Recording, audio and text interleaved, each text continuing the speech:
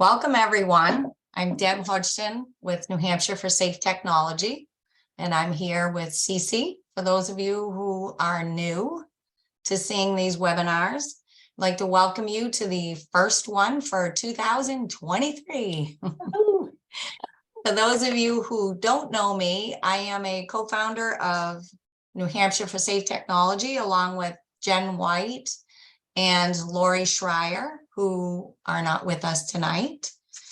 It's been a long journey here and a lot of work with all of these ladies, and especially Cece, who has a wonderful way of delivering difficult information in a way that we all can understand. So I sent out a little message for those joining late. There'll be time for questions at the end of Cece's presentation. Please mute yourselves as you come on. And there will be a copy of the recording when it's ready, along with slides from Cece's presentation. And that's about all I have about me. Okay. Well, Deb, why don't you share with us briefly how you came to know about EMFs?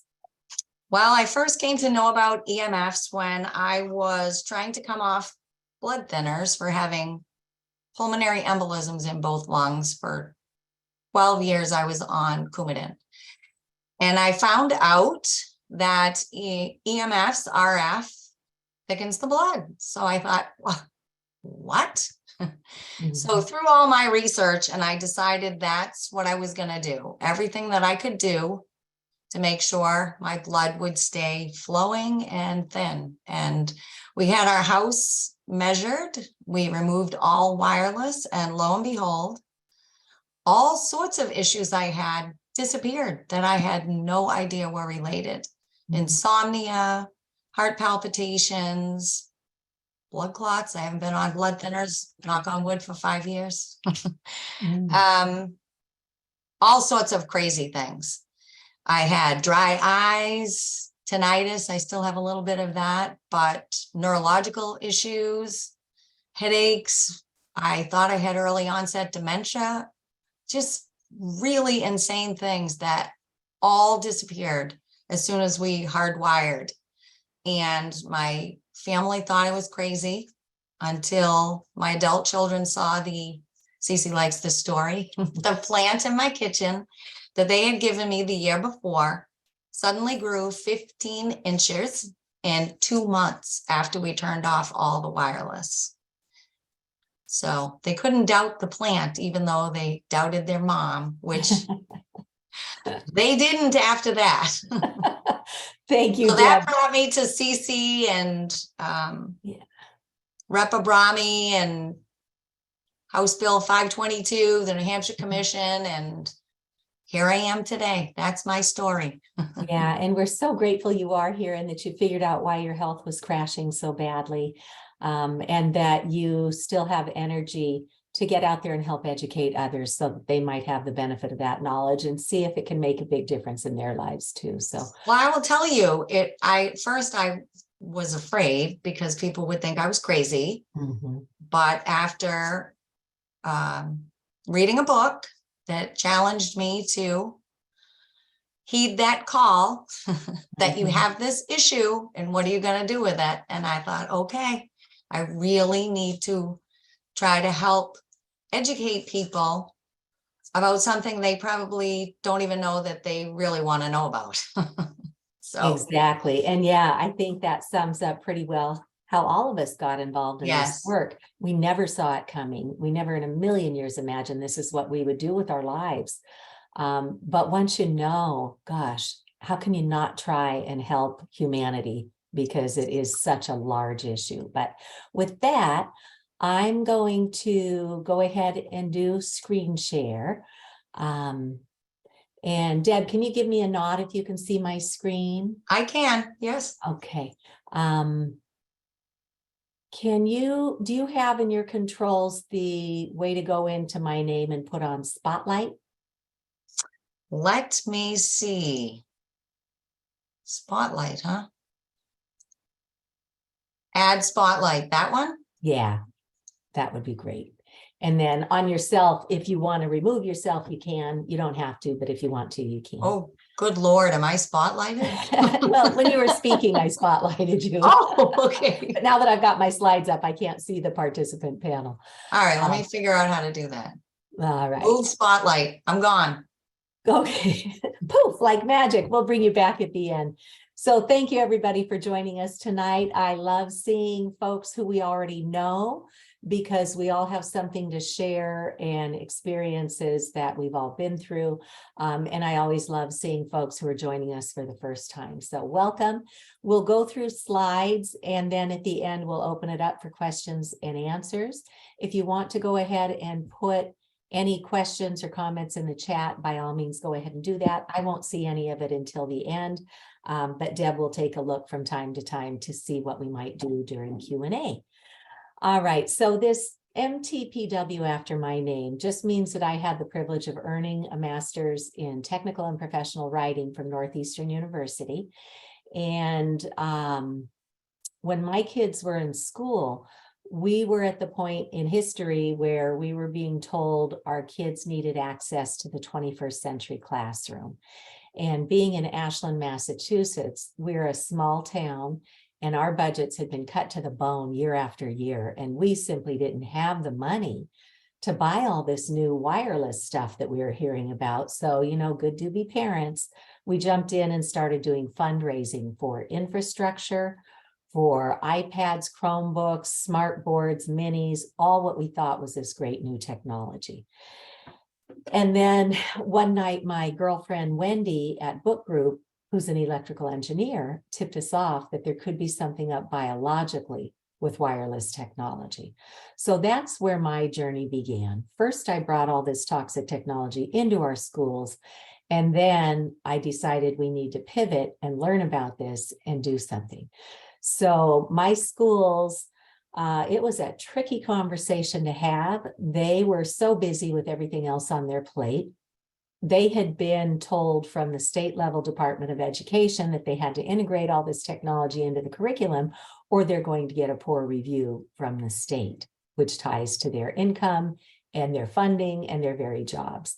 So the industry is very savvy. They got in at the state level, embedded this into the curriculum.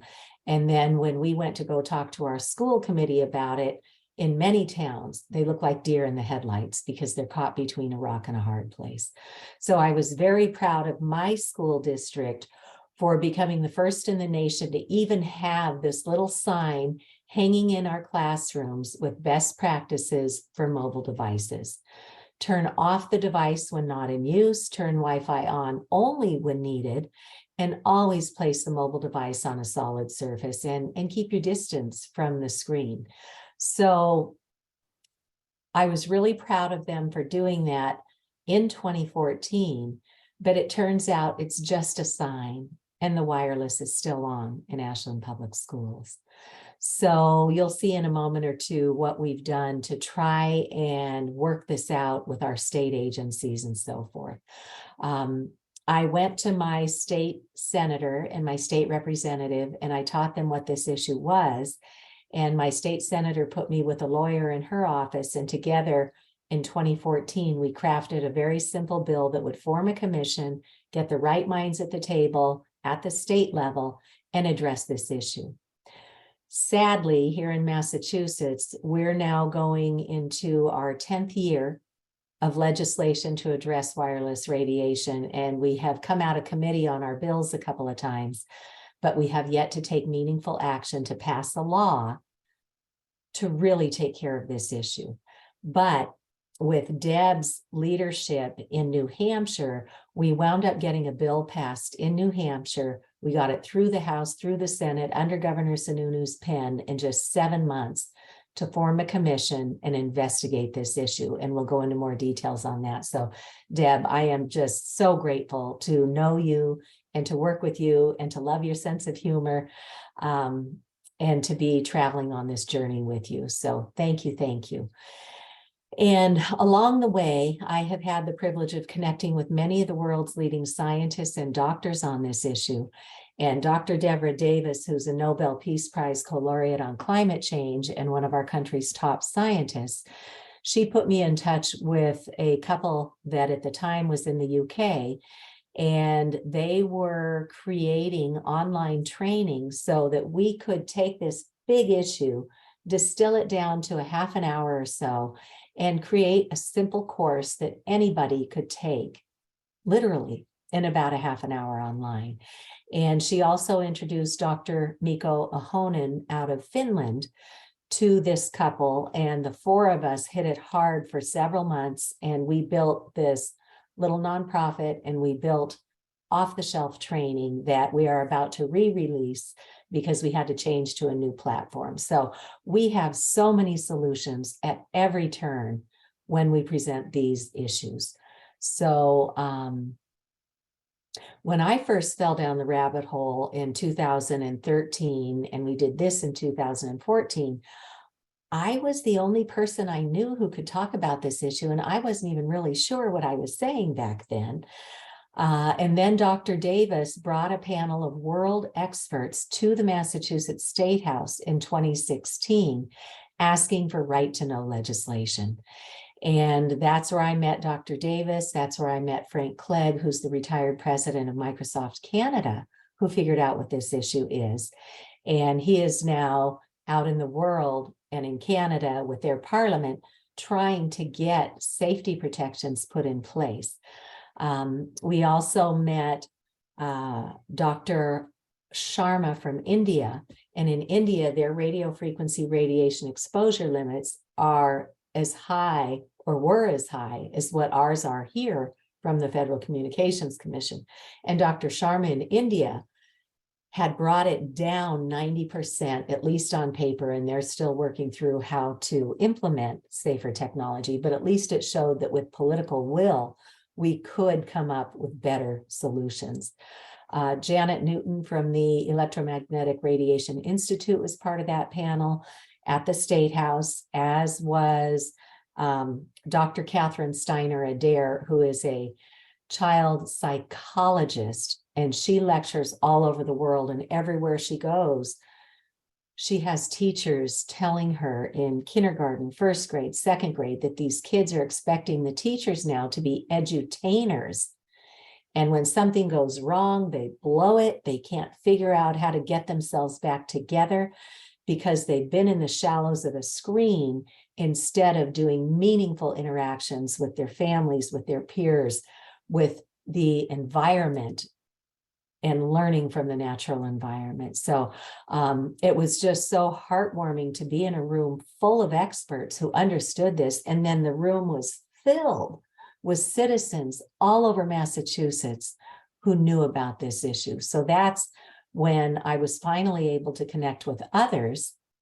And then ultimately, we founded Massachusetts for Safe Technology, and we get together once a month. Anybody around the world, the country, is welcome to join us for those meetings. And so we have built a website too that we can show you a little bit later on that has great resources for anybody to take advantage of. Somebody down at the National Institutes of Health found my work and asked if I would co-chair the technology panel for the Health and Buildings Roundtable Conference. That was a conference that had urban planners, city planners. It had hospitals, architects, doctors. And if you're not speaking, could I please ask you to mute yourself? Thank you. And so we have this amazing set of talks. Frank Clegg from Microsoft Canada flew in and was on our panel. We had Dr. Martin Paul, who's one of the leading scientists. We had Theodora Scarato, who's the executive director of the Environmental Health Trust, which is arguably the world's greatest database and think tank on wireless technology. That's what Dr. Deborah Davis founded. And we also had Peter Sullivan, who used to be a fighter pilot, kind of like Top Gun. And he went on to become an engineer in Silicon Valley, and his friends invented the cell phone. And he wound up getting really sick, and they couldn't figure out what was going on. And then when his two sons, when they were little, came on to the preschool years, both of them were diagnosed on the autism spectrum. And Peter did what many families will do, which is great, that you switch over to get away from the chemicals in the food. So you go to a clean organic diet. I believe he did the heavy metal detox to get the metals out of his children's bodies. And then he figured out the wireless radiation piece. And today, Peter heads up Clear Light Ventures, which is a philanthropic organization that supports autism work. And neither one of his sons are on the autism spectrum any longer. So once Peter figured out the wireless radiation piece, he regained his health, and then he started creating a sanctuary at home for both of his boys. And I had never heard anybody say that you could get out of autism. And there's something called de novo mutations, which means the mutations didn't come from mom's bloodline and it didn't come from dad's bloodline. It came from somewhere in the environment.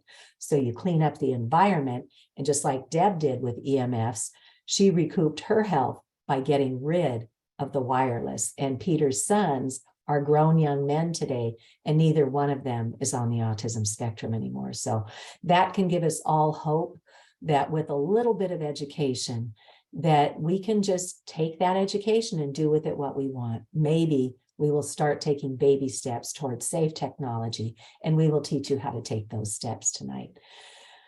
So I was also very honored to be asked to speak at and help plan the EMF medical conference. So let me stop right now and just define a few terms for us. Electromagnetic fields, or EMF. EMFs are the pulsations of two-way microwave radio frequency radiation that come out of all of our personal devices that use wireless technology, as well as the routers, as well as the cell towers, the 5G small cell antennas that are coming in, and the utility smart meters or digital meters. So EMF is synonymous with microwave radiation. It's synonymous with radio frequency radiation, or sometimes it's called RF or RFR, but it's all of this man-made energy. And so I was brought in to speak at the EMF Medical Conference on state and local policy to share the inroads that we've made along the way. And I want to underscore how important this conference is. It takes years to plan these conferences. This conference was presented in 2021. It was originally supposed to take place out in Scottsdale, Arizona, but with the COVID-19 pandemic, we had to pivot and learn how to deliver a conference on a digital platform. So the message is certainly not no technology. We love our technology and what it allows us to do, but it's high time we be given the facts on how to do it safely and responsibly. So this EMF Medical Conference was delivered in 2021. It is now online and available for anybody in the world to go get this professional training in a 4-day conference with world-leading experts.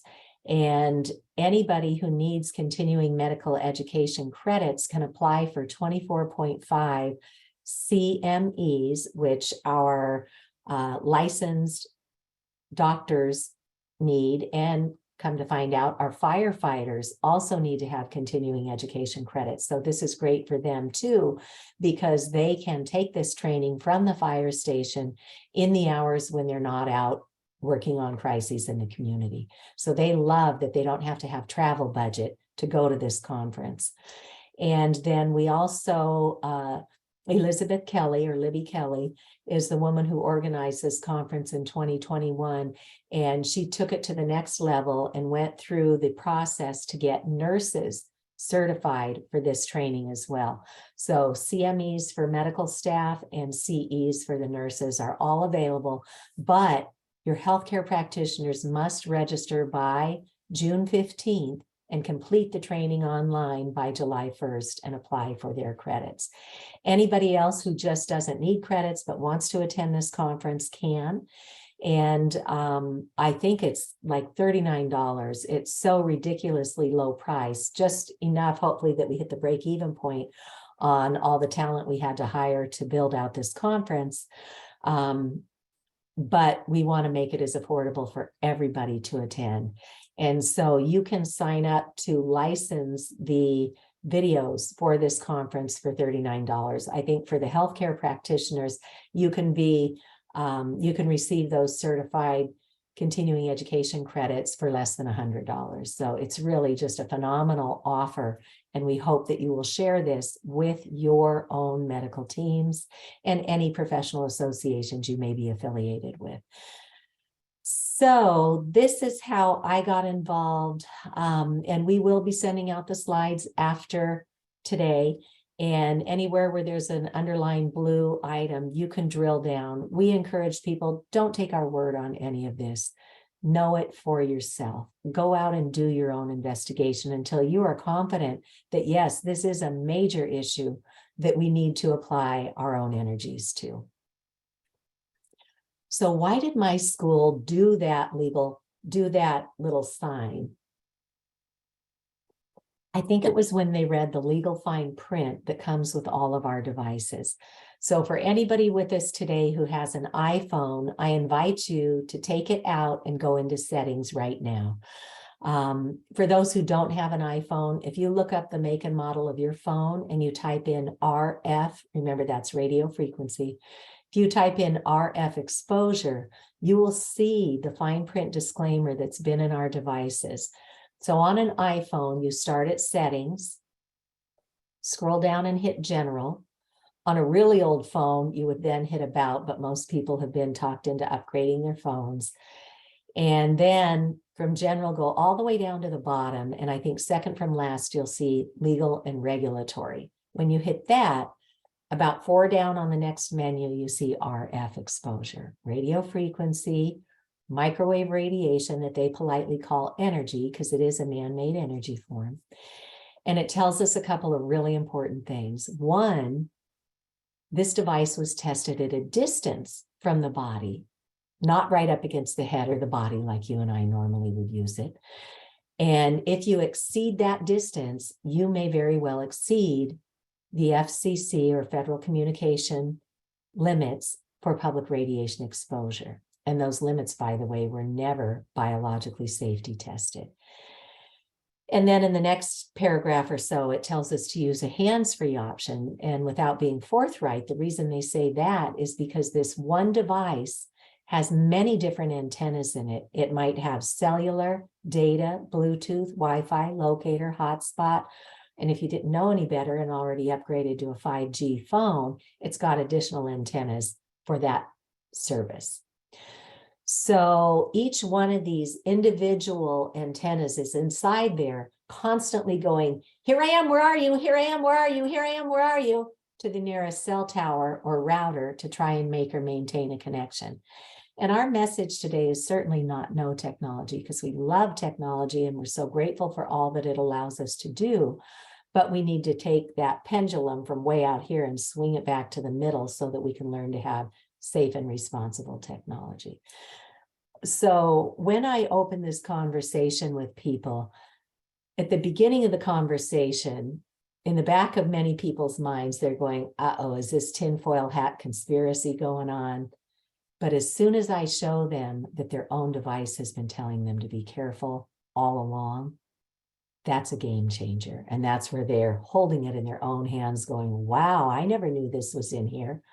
Well, how would you? Nobody ever goes into the legal section and reads the fine print. So showing people the fine print, and this website here, See the Fine Print, will bring up information like this on a lot of common devices like routers and the iPads. Who knew that in the iPad fine print, it used to say, this can cause seizures, blackouts, eye strain. They may have updated it because they get sneakier and savvier as time goes by, but you'll find things for all sorts of different wireless devices out there. So showing the fine print is a really good way to invite people into the conversation. I just say, hey, do you happen to have an iPhone on you? If they do, great. I take them through settings, general, legal. If they don't, I say, that's okay. What I was going to show you is in every device, and you can look it up later, but it basically says, keep this device away from you, or you're going to exceed the FCC limits for public radiation. The other thing that really grabs people's attention is to be able to show them this invisible toxin. And you can frame it up by saying something like, you know, just if the pandemic taught us anything, it's that we need to be really vigilant about invisible exposures in our environment. This man-made radio frequency microwave radiation is another one of those invisible exposures, but there are scientific devices that can help us to see and hear what this radiation is. So I became the first in the nation to go after a grant to put a meter on loan in our public library. And I got that idea because when the energy industry was bringing in those swirly light bulbs, the CFLs, that, by the way, are a really nasty form of man-made energy. It's another form of electromagnetic field, kind of a different kind, but it's still something that's biologically not safe for us. So they had put one of those kilowatt meters barcoded at our public library, thinking the public would take home that meter, measure their incandescent light bulbs, the old healthier ones, and then measure the fluorescent light bulbs and see which one uses more energy. And of course, the CFLs use less energy, so it's a cost save, but they're not telling us the trade-off for our health. So anyway, my library had a meter on loan, so I thought, let me go after a grant to put a meter on loan in our library that would measure microwave radiation. And it was not easy. I had to go through 3 rounds of grant applications. I had to meet with each member of our select board, which is our government, body that was in charge of this grant fund. And then they said, ultimately, after 3 rounds, they said, well, we'll give you money for 1 meter conditionally that the library agrees to take it into circulation. So then I had to go off and I had to educate our library trustees. And I think they were a panel of 5. And I went in and I taught them. I brought the science. I brought our little sign, Ashland's Best Practices. At the time, I had the acoustimeter, which is this device here. I brought mine and I showed them and I measured their devices. And one of the gals on the board of trustees said, wow, I can't wait to get that and bring it home and see what's going on in my house. Another gentleman had his arms folded the whole time. And he looked at me like I was just throwing a bunch of bunk out there. And a third person on the trustee board said, regardless of how we feel about this personally, the library is a conduit of information in our communities. And I think we should take a vote. And so they voted 4-1 to allow this grant to me so I could purchase the acoustimeter and put it on loan in our library. So we became the first in the nation to do that. That's something that anybody in any community could go talk to their library about today, because, fast forward half a dozen years, all of our libraries now have a library of things. I went and looked at mine the other day. They have video projector equipment I could borrow. They have board games I could borrow. They had my meter. They had the kilowatt meter. They had a bicycle tune-up kit. So libraries are now loaning things throughout the community. So it's not a hard sell now to go and ask for a meter and show that not only does Ashland have one, but when I was at the first medical conference out in California for EMFs in 2019, flew all the way out there and met a doctor from Massachusetts. And Dr. Judy Safrir and I came back and went after a grant from our state cultural council because they invest in things in health and things that are helpful to the community. And we had to, do our pitch to them, and we have those materials. We're happy to share those materials if you want to reach out. But we got another acoustimeter on loan in the public library in Newton, Massachusetts. And we bundled that grant with a screening of Generation Zapped, which is an award-winning film. And we'll talk more about that in a few minutes. And then out in Pittsfield, Massachusetts, where Verizon has turned a cell tower on top of a neighborhood that made so many children and adults sick that they had to abandon their homes. And there's been a 2-year battle going on out there, but there's some good news to share out of Pittsfield too. But somebody in that community went to their library and said, hey, these other towns are getting meters for their libraries. Can we please get one in our library? And so they funded it directly from the library. They didn't need a grant. And they went ahead and ordered the Safe and Sound Pro 2 meter, which is the meter that was recommended at the EMF medical conference. And now doctors are buying these meters loaning them out to their patients so that they can go home and try and clean up their environment so they can hope to get better. There's a doctor here in Massachusetts, a chiropractor up on the North Shore, and she bought this meter and she shared with me how she uses it. When her patients come to her and she suspects that they have become electromagnetically sensitive or that their adjustments won't hold because as soon as they go back into a toxic environment, their body uses energy to try and protect themselves and the adjustments aren't holding right. So Dr. Acevedo loans out this meter for $10 to her patients and gives them 2 hours, says, you've got 2 hours, go home, measure, see what you've got going on, come back, we'll teach you how to fix it. That way they have to invest in this and they can't just go, oh, you know, I'm going to take this home and maybe I'll look at it. She puts them to action and makes them come back right away. So that's something you might share with your doctors too. And both of these meters are fine meters. They're both on par price-wise. They're both under $400. And some people will get together with their neighbors and just buy one. Others who can afford to do so just buy it outright, because with 5G and the Internet of Things, industries are looking to put these radio frequency transmitters in every electronic component that you buy so they can harvest your data and sell that to third-party vendors. So the more current one is a Safe and Sound Pro 2, and that's what we now recommend today, but they're both good meters. My local cable station, and you guys might want to think about hooking up with your local cable station. They are like the last bastion of independent information in your communities. Most of our media outlets have been purchased by the same companies that are promoting all of these toxic products in our communities. But my local cable station has been so gracious to me. We've done a bunch of programs.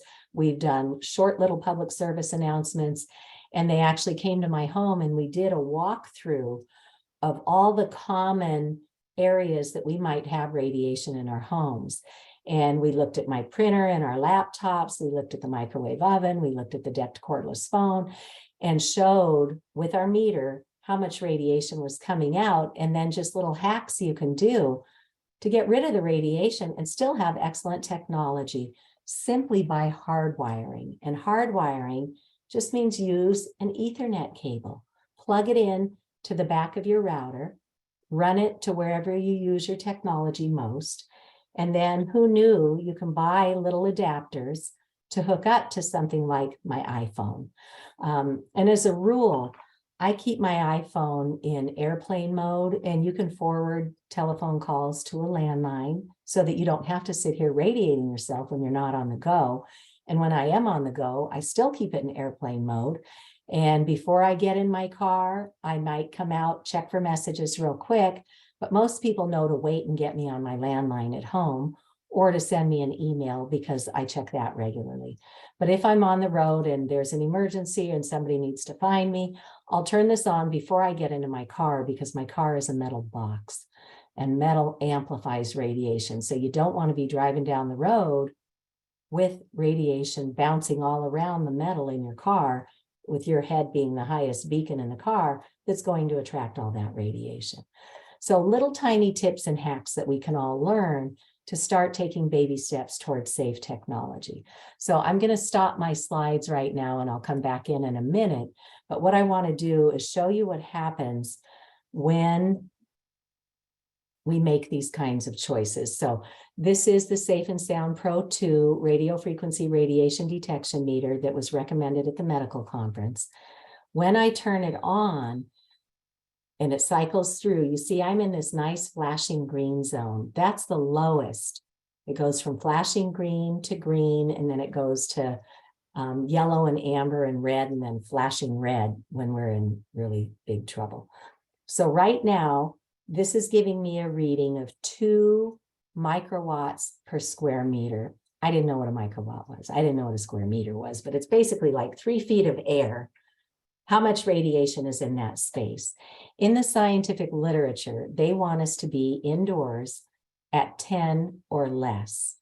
Some people who are electrically sensitive can do okay at 100 or less, but the science is recommending that we be at 10 or less.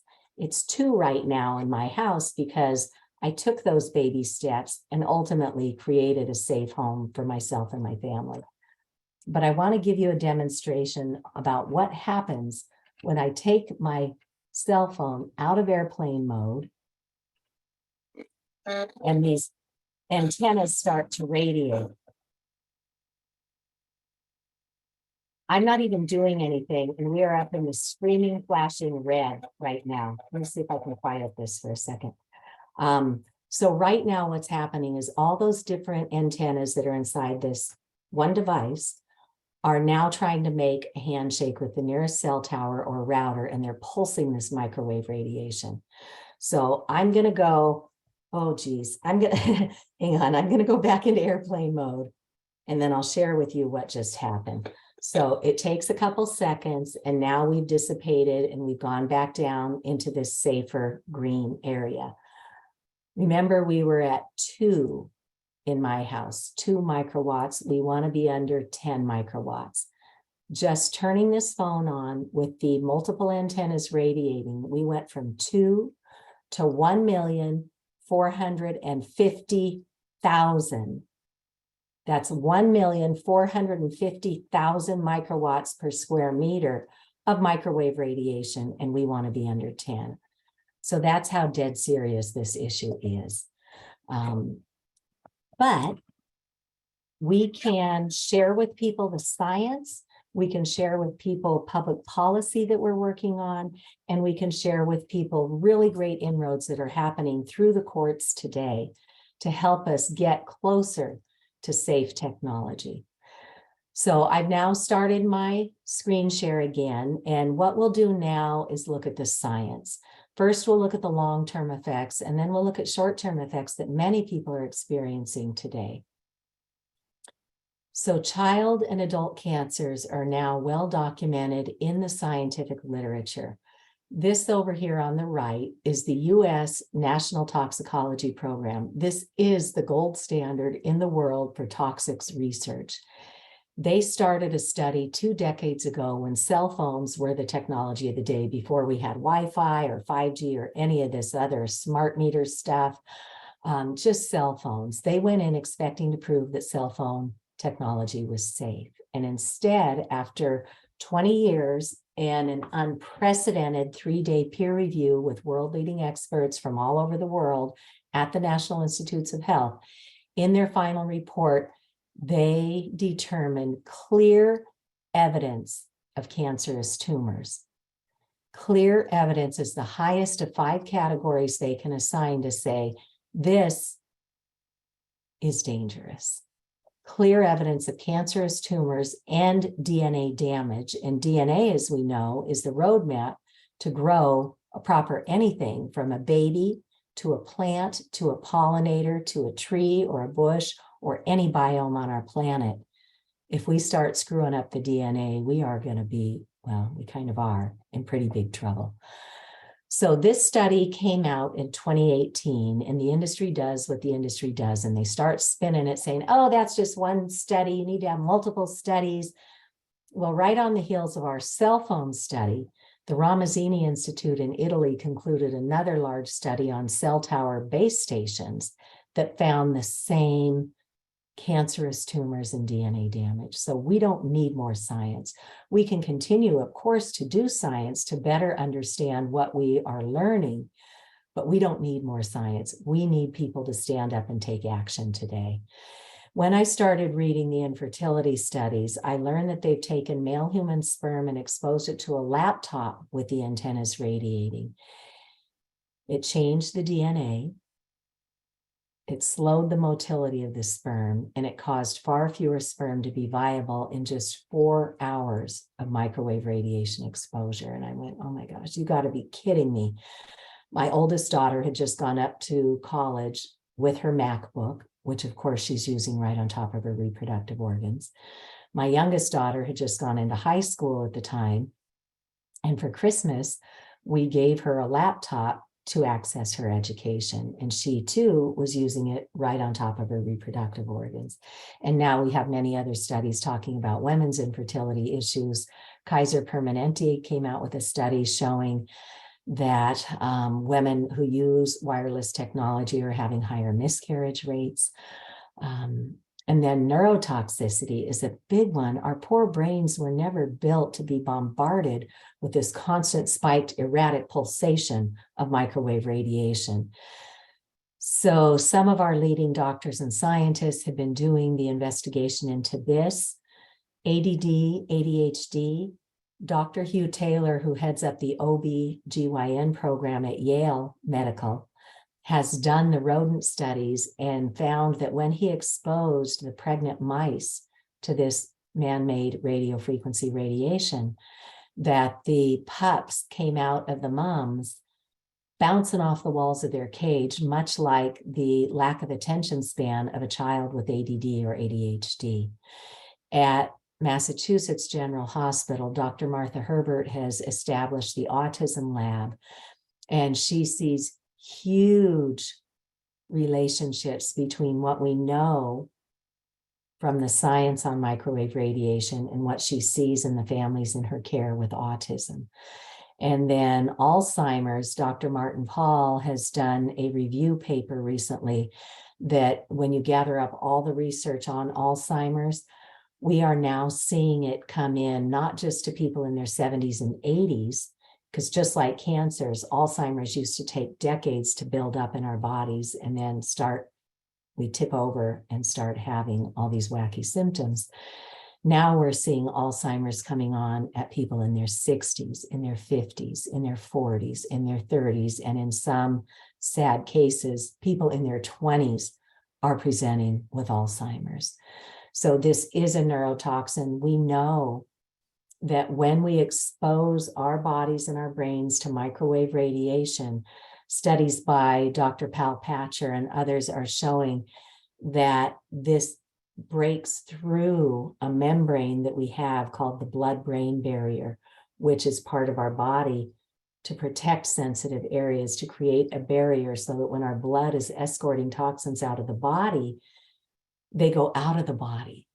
What the science is showing us now that we are bombarding our brains with microwave radiation, that radiation is permeating or opening up the blood-brain barrier.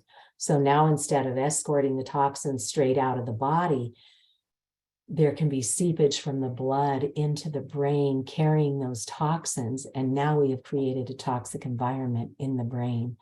So it explains a lot about why we're seeing new diseases like autism, like PANS and PANDAS and others that parents and children are up against today. And, you know, the industry has bought mainstream media and now they own the propaganda. And so it's really hard to get this information out to the public. And we are so very grateful when well-established groups like the Environmental Working Group take on the wireless issue. So I first learned about the Environmental Working Group as a mom with their work on pesticides. They come out every year with a list called the Clean 15 and the Dirty Dozen, telling us which produce products we should really buy organic if we can find them and afford to do that. And then which ones that they've tested are grown conventionally and have a lesser amount of food chemicals in them when we ingest them. So the Clean 15 and the Dirty Dozen, I knew about EWG from that work. They also have a skin database on all of the products that we use and all the household cleaning products that we use. And now they've taken on the wireless radiation issue, and we are so grateful. So they have a fact sheet protecting kids from wireless radiation in schools and at home. And now they've done a fact sheet on the nervous system. And for people who know about that Clean 15 and Dirty Dozen, this may be the way that you get their attention on this issue, and you can share those links with them. Now, children, we know through science of every kind, are more vulnerable to environmental assaults than adults because their little biological beings are still forming. They're still under development with their DNA, and we know this damages DNA. We know that a child's skull is thinner than a fully formed adult. We know that a child's brain has a higher water content, and just like the way our microwave ovens work, it resonates with water. A child's brain has more water in it. So a child is biologically absorbing more microwave radiation inch per inch than you and I. So Dr. Om Gandhi is one of the scientists, and he did this modeling to show how far into the brain this radiation penetrates when you put a cell phone up to the head. So these models up here are heads turned sideways. The little yellow is the ear. When you put the cell phone up to the ear of an adult, it goes through our skulls and into our brains, microwaving our brains about a third of the way through. On a 10-year-old child whose skull is partially formed, it goes about 2/3 of the way into that child's brain. And if you hand a phone to a 5-year-old child, look at this, it is permeating almost the entire brain matter of that small child. So these wireless devices are not toys. If you ever hand a child a wireless device, make sure you have put it in airplane mode and you have downloaded whatever application the child is interested in playing with. And never, ever give a child a radiating device. Never hold a baby if you're wearing an actively transmitting wearable on your wrist. It's just like with secondhand smoke. We need to now shift our mindset to safe technology and not expose those around us. So those are the long-term effects that are very well documented in the science. In the short term, we should know that the Americans with Disabilities Act since 2002 has recognized electromagnetic sensitivities, and they have recommendations out there for how to reduce exposures and how to offer accommodations at work for people who cannot be in an environment where there's active microwave radiation transmissions. So let's walk through the symptoms that a lot of people are suffering today and have no idea to connect this to their own wireless radiation emissions.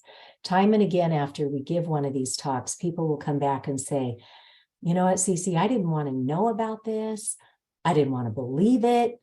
And I say, yeah, welcome to the club. None of us ever imagined this is where we would be today. But they'll tell me, you know, I took a chance. What you said kind of made sense. I started looking at it, and then I started turning things off at night. And oh my gosh, I slept through the night for the first time in ages. And it can be that immediate when we finally give our bodies a break so that they can properly cell repair and regenerate during our sleep cycle. So as part of our circadian rhythm, in the wee hours of darkness, our brain releases melatonin from the pineal gland. And that's about as scientific as I'll get because I'm not a scientist.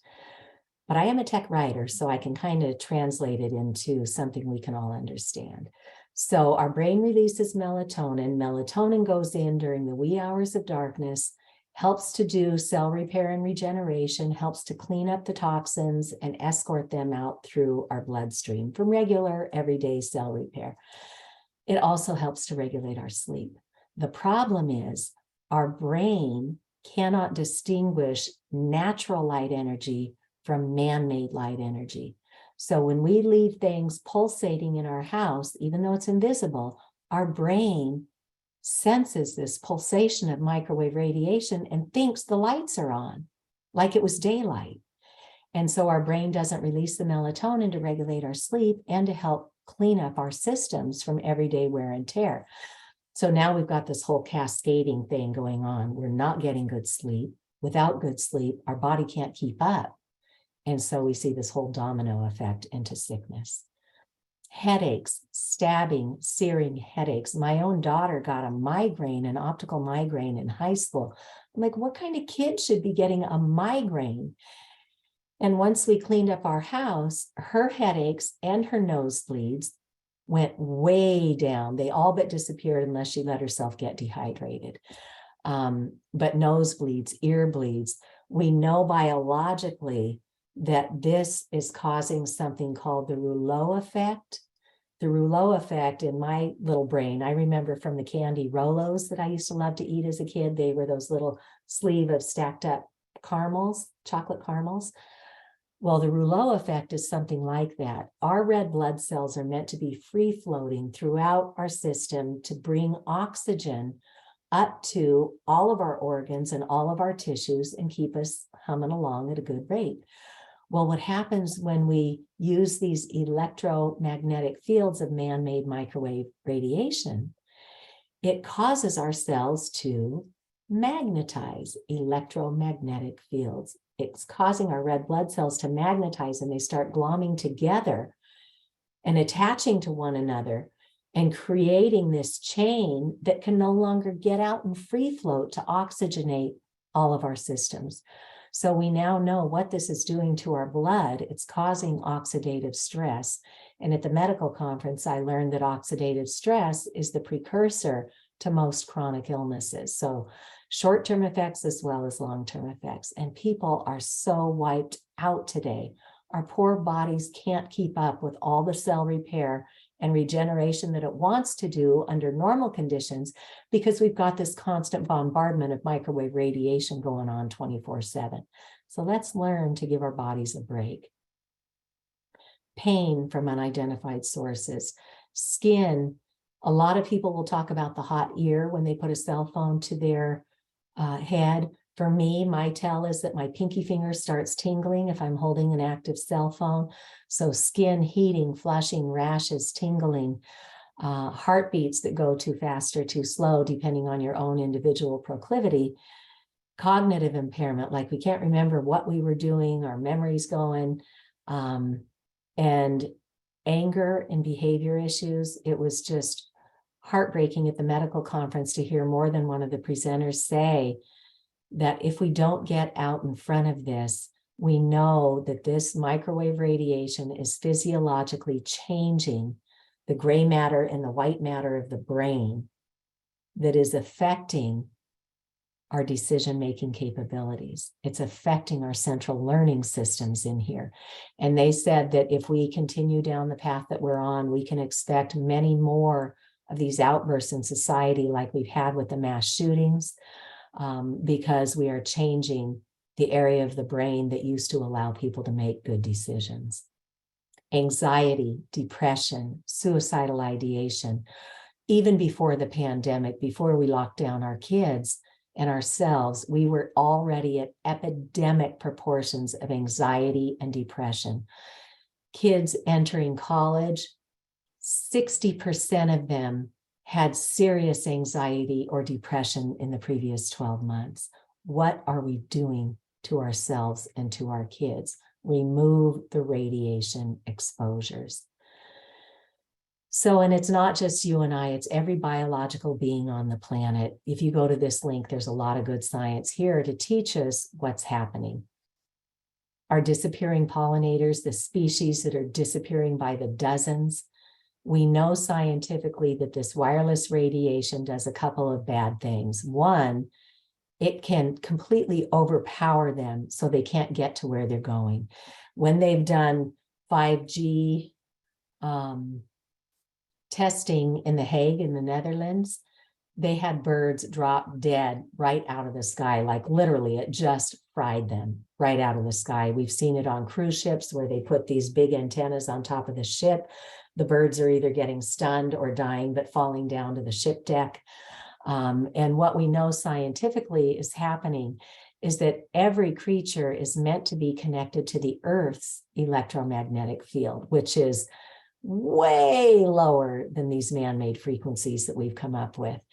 And now that we've introduced this whole layer of electrosmog into our world, they are now getting dysregulated from the like the crystals and stuff that they have in their head and their beaks with magnetite and other built-in navigation systems. We are dysregulating their navigation systems. So they can't get back to the beehives. They can't, do what they're here on our planet to do.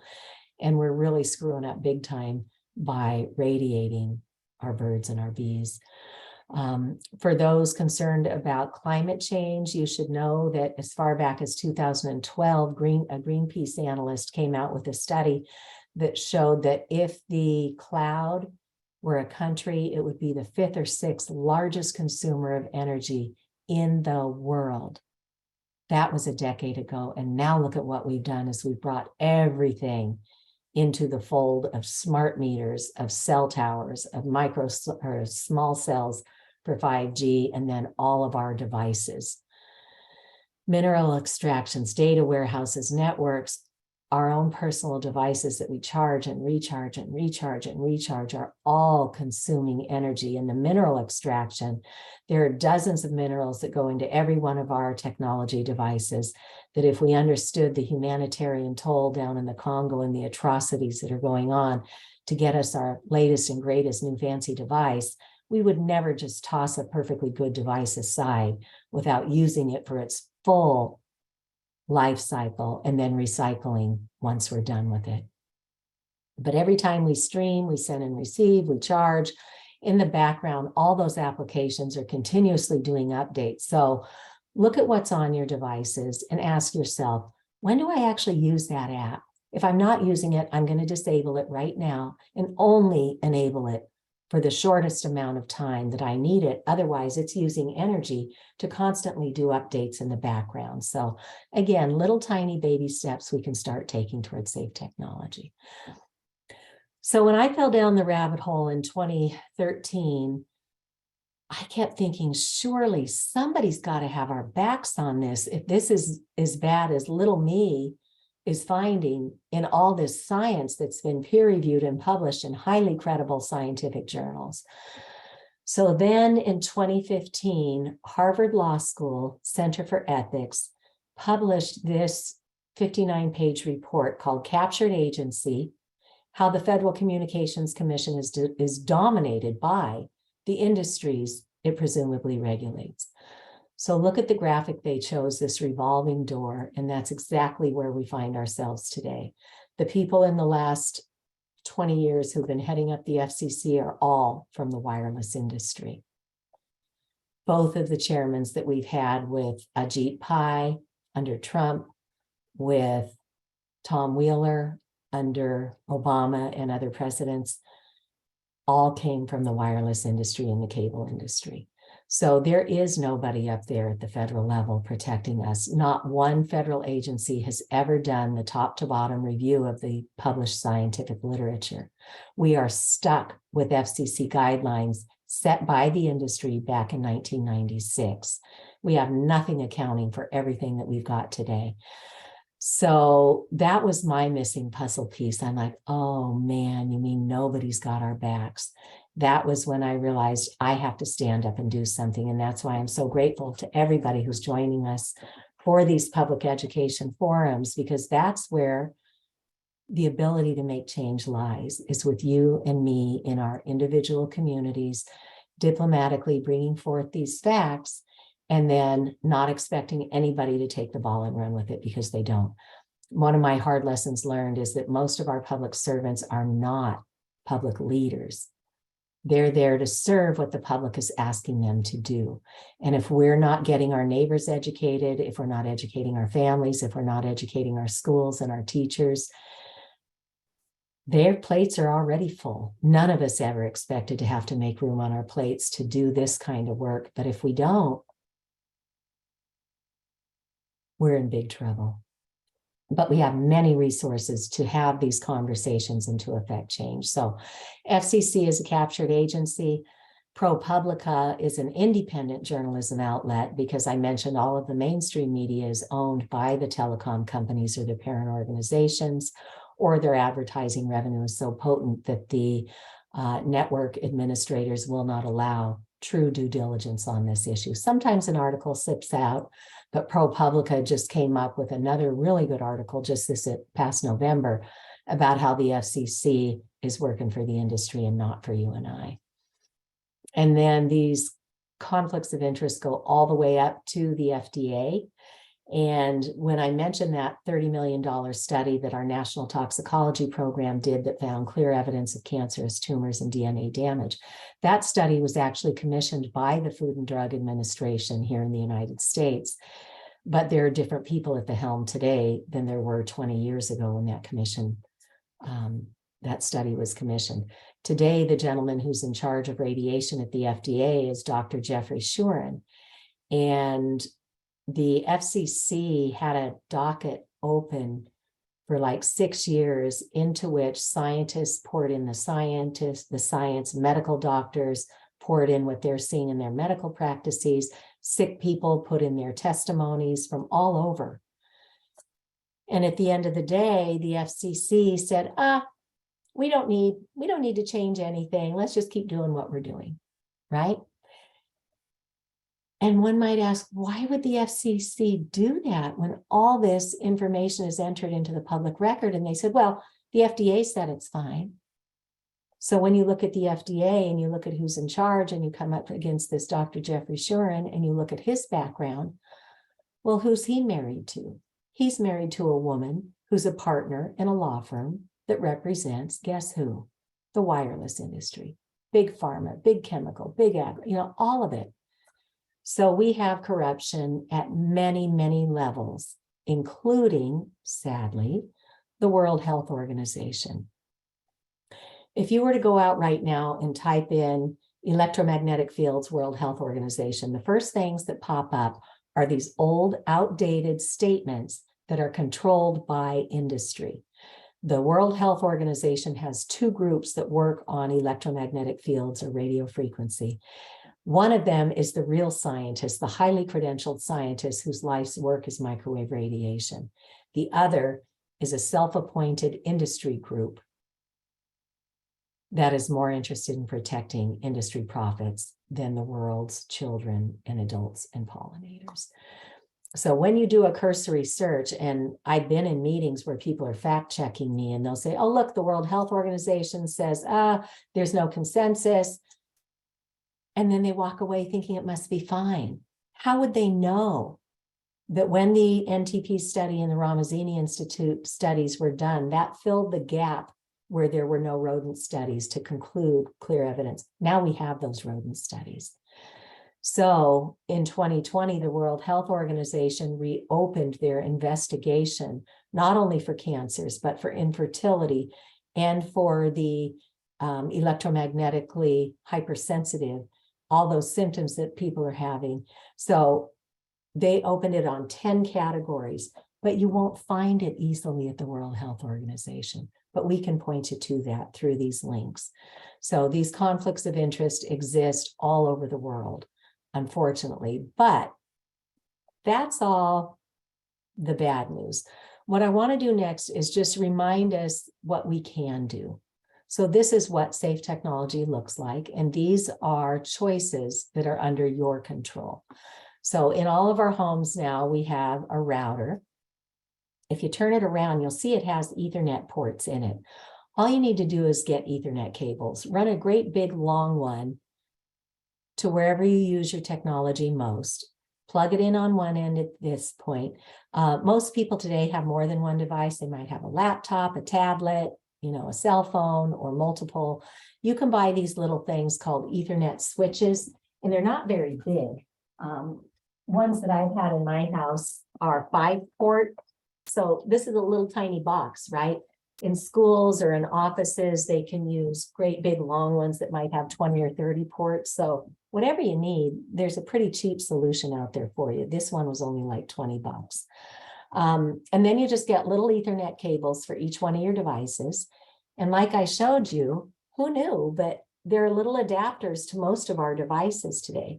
Don't buy anything until you checked which make and model you have, and then which is the right adapter for your particular device. But you just run Ethernet cables and adapters to your devices. So that's the first step. That's what we call hard wiring. You just hardwire your equipment to the connection that's already coming into your home or your office or your school. And then run Ethernet cables. If you're going to buy an Ethernet cable, we recommend you get something called a shielded cable.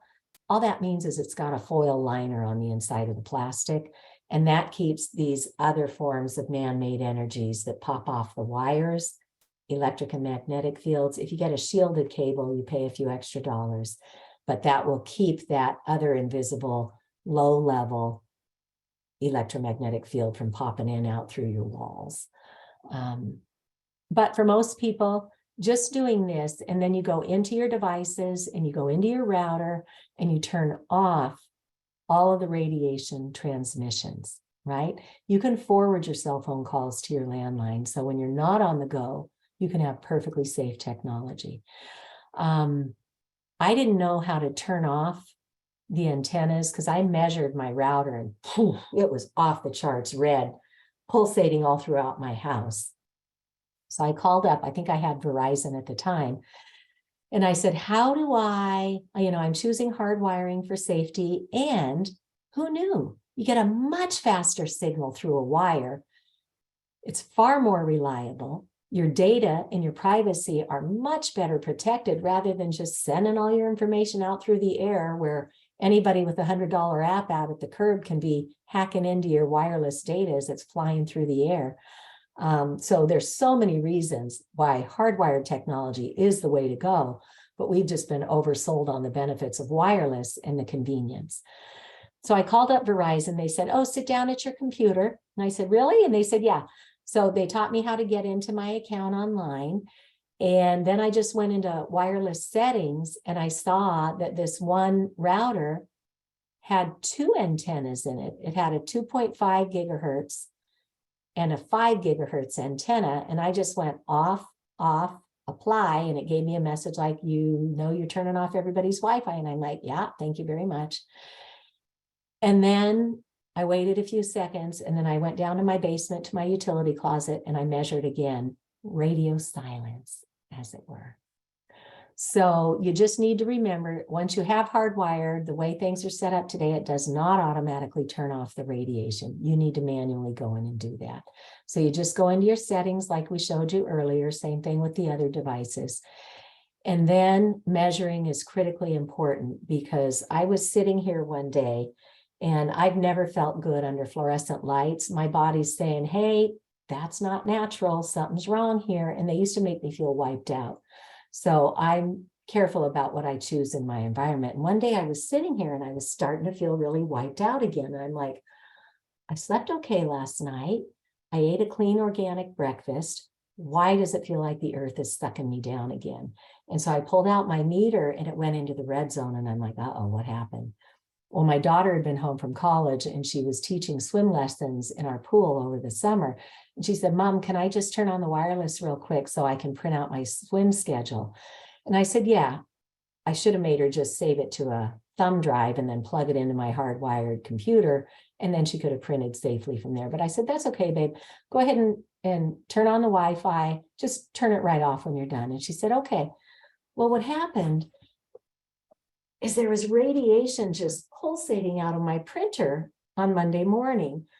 And I have a little logo on my printer that lights up when the Wi-Fi is on, but it wasn't lit up. And I'm like, well, this is weird. What's going on? So I pulled up the manual for my printer. I just looked for it online. And it turned out there were 3 antennas in that one printer, and only one of them made the faceplate glow. So all I had to do was go into settings and track down those other antennas and just turn them off, wait for it to dissipate, and then measure again. And it's important to have a meter.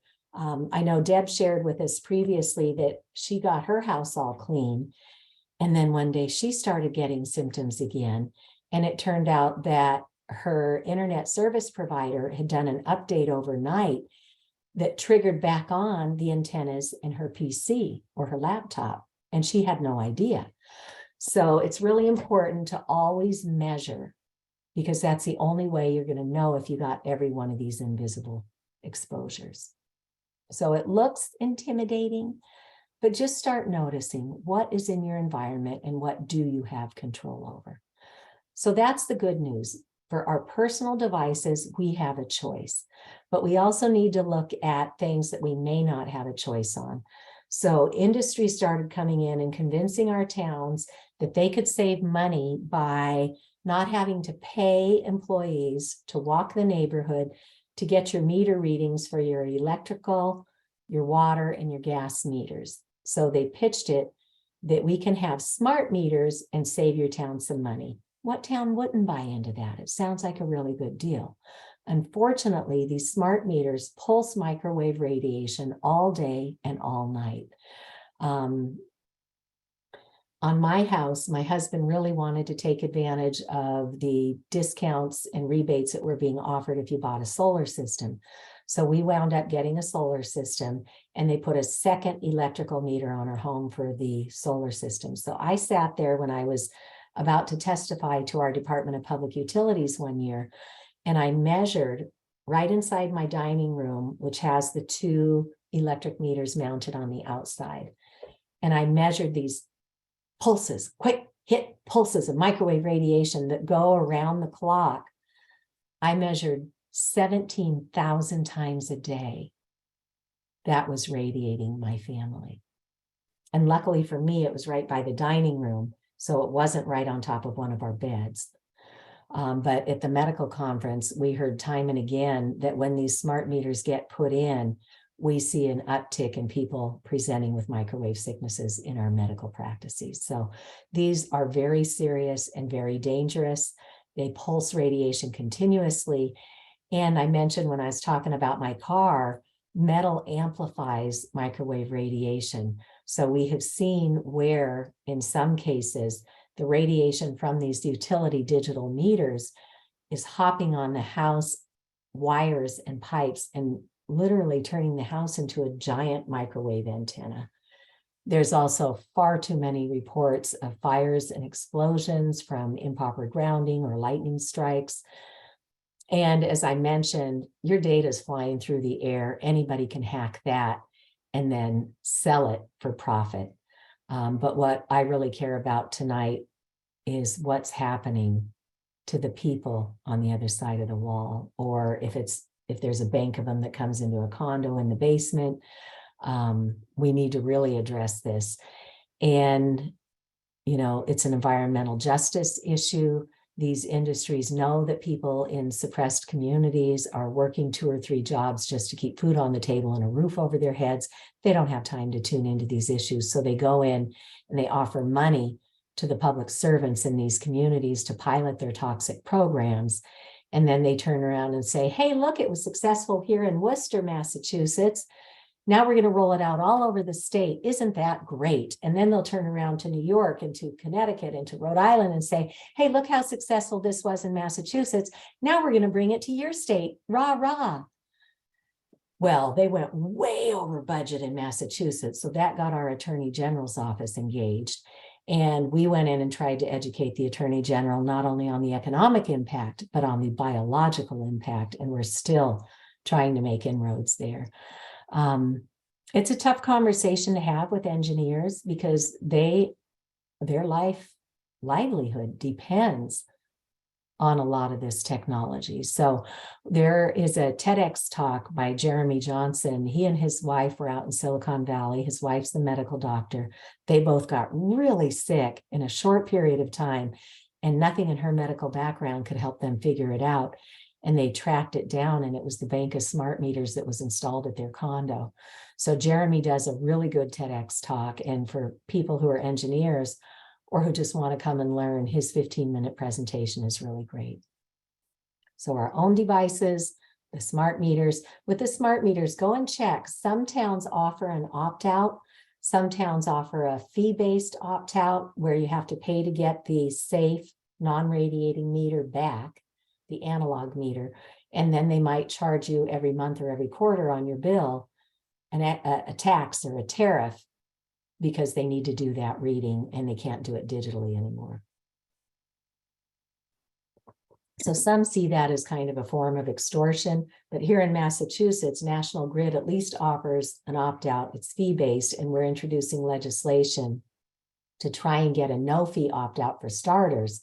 But what they should really be doing is just hardwiring the meters to the house through the internet connection that's already hardwired to the house.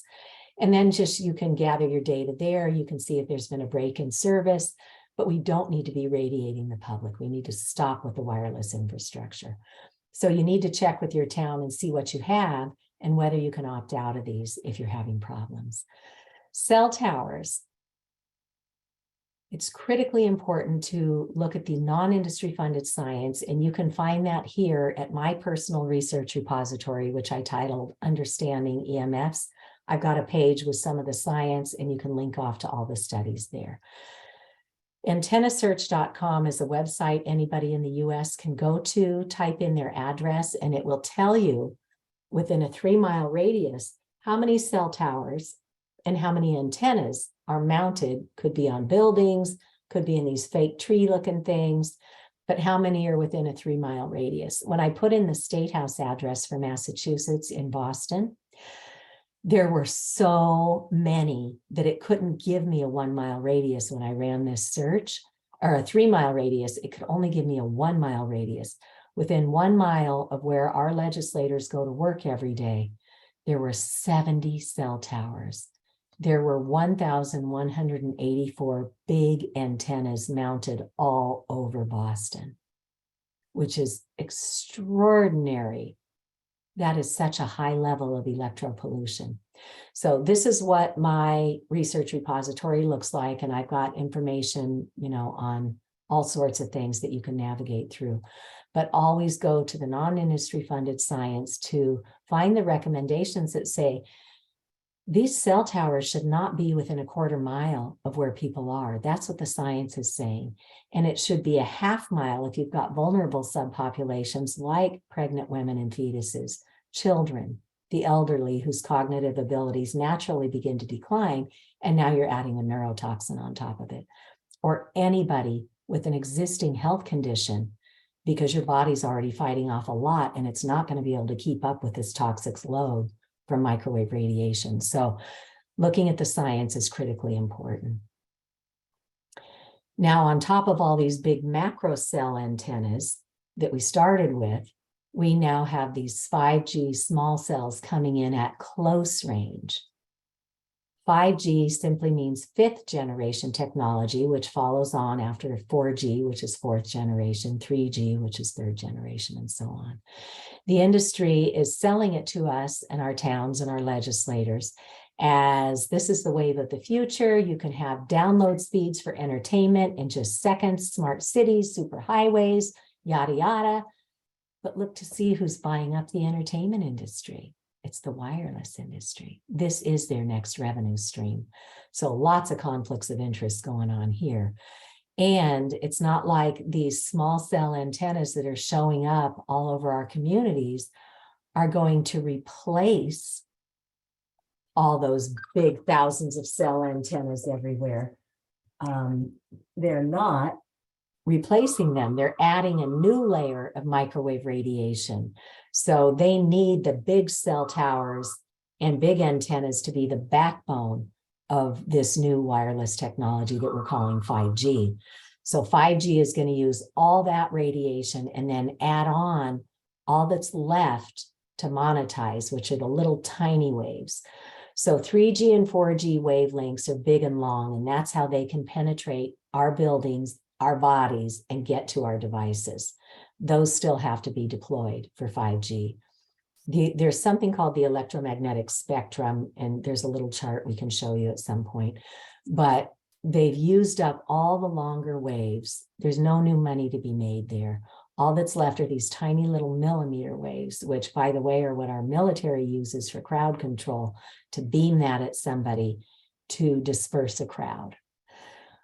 So that's what they're putting up at the curb outside of our homes to penetrate and pulsate at us 24/7, is these longer wavelengths packaged up with these little millimeter waves in these canisters or under manhole covers or hanging on the wires. That's what 5G is. It's the addition of these short millimeter waves. And the industry's goal, these little tiny waves, they're promising will give us faster downloads, massive quantities of data quickly. But these little tiny waves can't go far. So they have to be paired with the bigger waves. And in order for these little waves to even go anywhere, they've got to be at close range. So that's why they're putting these in every 2 to 12 houses, not in industrial parks, inside your neighborhood and mine. Every 2 to 12 houses is their goal. And they're clear cutting trees because, again, these little signals don't go through stuff like rain or snow or leaves on a tree. So they're just decimating trees and communities. And Senator Richard Blumenthal was up in Congress in DC at a commerce hearing, and he said to these two industry guys, So please share with us, how much money has the industry invested in independent science to make sure this was safe before coming to market? And these two industry guys, Hamden Hod and ultimately Blumenthal, had them admit that they had not done any independent scientific testing before they rolled this out. So Blumenthal said, so basically, as far as health and safety is concerned, we're flying blind here. And that's what the industry does. Put it out there, ask questions later. And 5G is a bad joke, as reported by Computer World and other industry publications. We're not getting faster speeds. This is just their new revenue stream. And then in January last year, Verizon started putting out press releases. Ho, ho, look at us.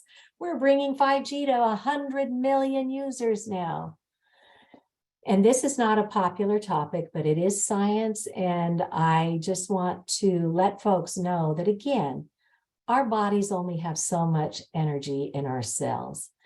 There has been studies done. This one is by Dr. Rubrick and Dr. Brown. And they have evidence to show a connection between COVID-19 and exposure to wireless radiation. So what they did is they looked at the cities that have brought 5G in and gone active with it, and they looked at the death rates and the COVID case rates, and there was a statistically significant increase. And it makes sense. Our bodies can only fight off so much. You radiate us, and then you add on a virus on top of it, and we don't have what it takes to get well from that. So it's not saying 5G caused the pandemic. That's what people jump to conclusions about. It is saying that our bodies can only take so much. So there is a study there that, and they went through a very rigorous peer review process to get that study published in a credible journal. So when you talk about other things like vaccines and COVID and stuff, that's going to turn a lot of people off. But just know, if the conversation does go there, there is credible science to show we need to remove these environmental exposures if we hope to stay healthy. So that's the small cells, the big cells, the smart meters, and our own devices. Now, Dr. Magda Havas up in Canada retired from Trent University, where she taught electromagnetism for 25 years. She was also one of the co-chairs of the EMF Medical Conference. And she recognizes that most of our governments have dropped the ball and nobody is measuring this cumulative radiation. Well, a bunch of scientists got together years ago in Salzburg in, I think it's Austria, and they came up with a set of guidelines. And we know that we should be at 10 or less microwatts per square meter indoors.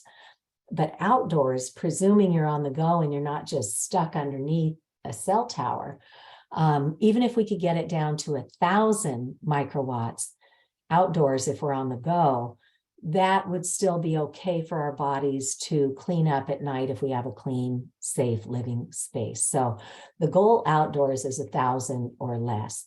Dr. Havas has set up a database, and she's asking citizen scientists to purchase that Safe and Sound Pro 2 meter and go out into your community, use the protocol on your own clipboard and be a citizen scientist, use her protocol and take measurements, and then input that information into her database so that we can gather the science on where these radiation exposures are very high and where they're not so bad. So can you brag about your town? That's the acronym she uses for her project, is BRAG: black, red, amber, and green. Under 1,000 is green. Amber is 1,000 to 10,000. Red is 10,000 to 100,000, and blackout bad is 100,000 or more. So if you go to globalemf.net, you can let her know that you'd like to participate in the study, and she is able to offer you a discount when you go to order that meter from Safe Living Technologies. It retails for $385. I wanted to be a citizen scientist, so I bought the meter, and I think my discount at that time was $308 instead of $385. So go to globalemf.net and see if you want to sign up and help our world in that way. But what do some of our towns look like now? Again, we want to be under 1,000 outdoors. Somebody in New Hampshire, I think it was Lori Schreier, went and measured the Westmoreland Fire Department, still in the green. In Keene, New Hampshire, getting into trouble. And since then, they've started putting in 5G small cells, so they're very likely in the red. In Nashua, New Hampshire, already in the red. Concord, New Hampshire, which is the capital. We took these readings, Deb Hodgson and I, during the pandemic, so there were very few cars going by. There were almost no pedestrians. So all of their devices were not even reflected in this red zone that we were already in. This was just the ambient radiation. Stratham, New Hampshire, in the blackout zone.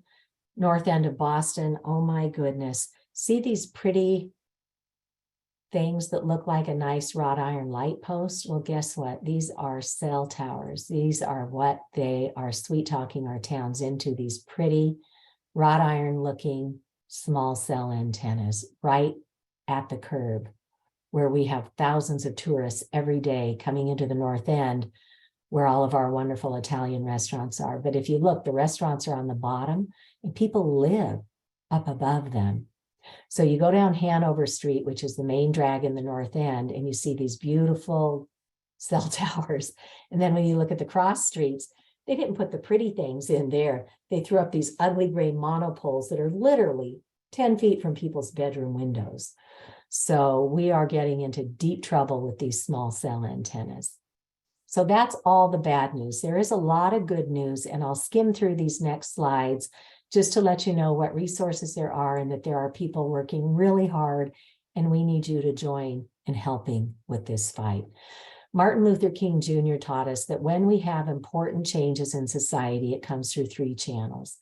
The public becomes informed and starts speaking up for their rights.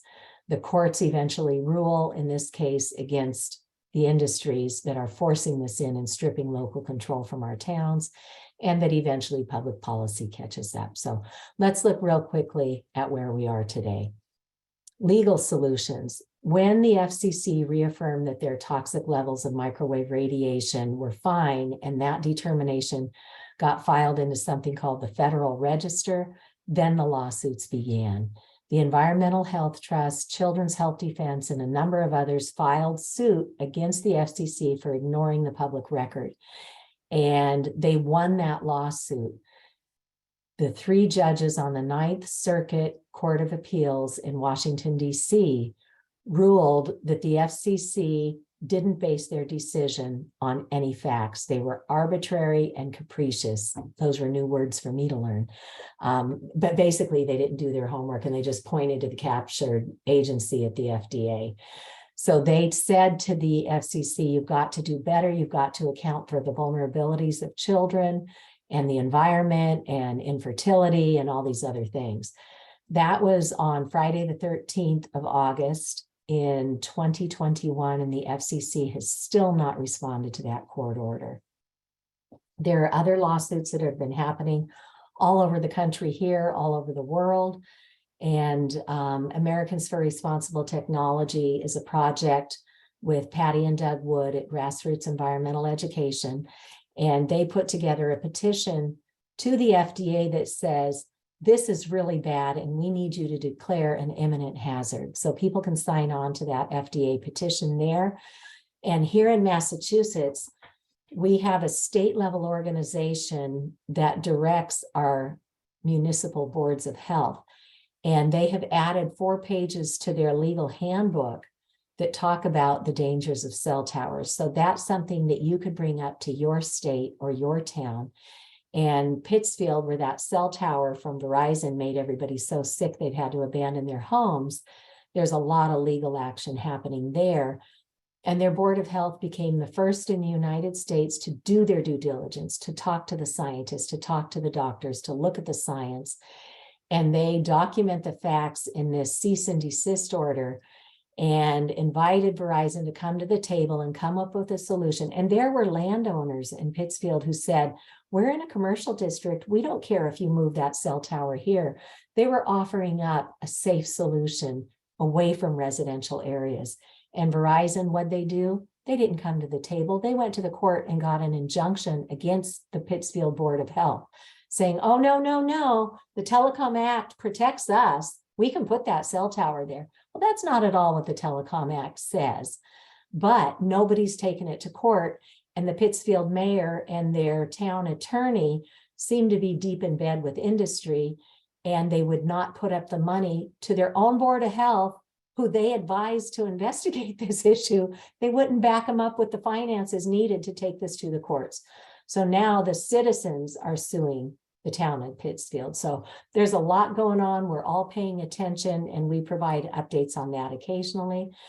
Here in a very prestigious international boarding school, children were getting sick. And although the lawsuit wasn't won outright, the courts for the first time in 2015 recognized that, yes, there are biological effects and you don't have to have heat to have harm, which is what the FCC and the ICNIRP guidelines are set on internationally, is this heat theory, which has been proven false. So lots of lawsuits. One builds off the next. So I never would have ever thought that I would be involved in any kind of a lawsuit, because that's just not my style. I want to talk to people. I want to work it out peaceably, right? But it turns out that you have to know the systems through which change is affected. And unfortunately, the courts are one of those systems, and that's what has to happen before meaningful change happens in many places. So don't be shy. Most of our town attorneys do not have the expertise to take this on. So our town should be encouraged to hire the attorneys who can look at your local zoning bylaws and see what the gaps are and tell you exactly what language you need to protect your community. So don't be shy about having your town hire a good attorney for special counsel. I mentioned that we've been working on policy in Massachusetts for 10 years. New Hampshire, really due to Deb's efforts and her state representative, Patrick Abrami, who is the only one who ever championed this issue, brought this bill, brought up all these facts that the insurance industry knows this is a leading risk and they don't cover for damages. We've got this fine print warning us that nobody knows about.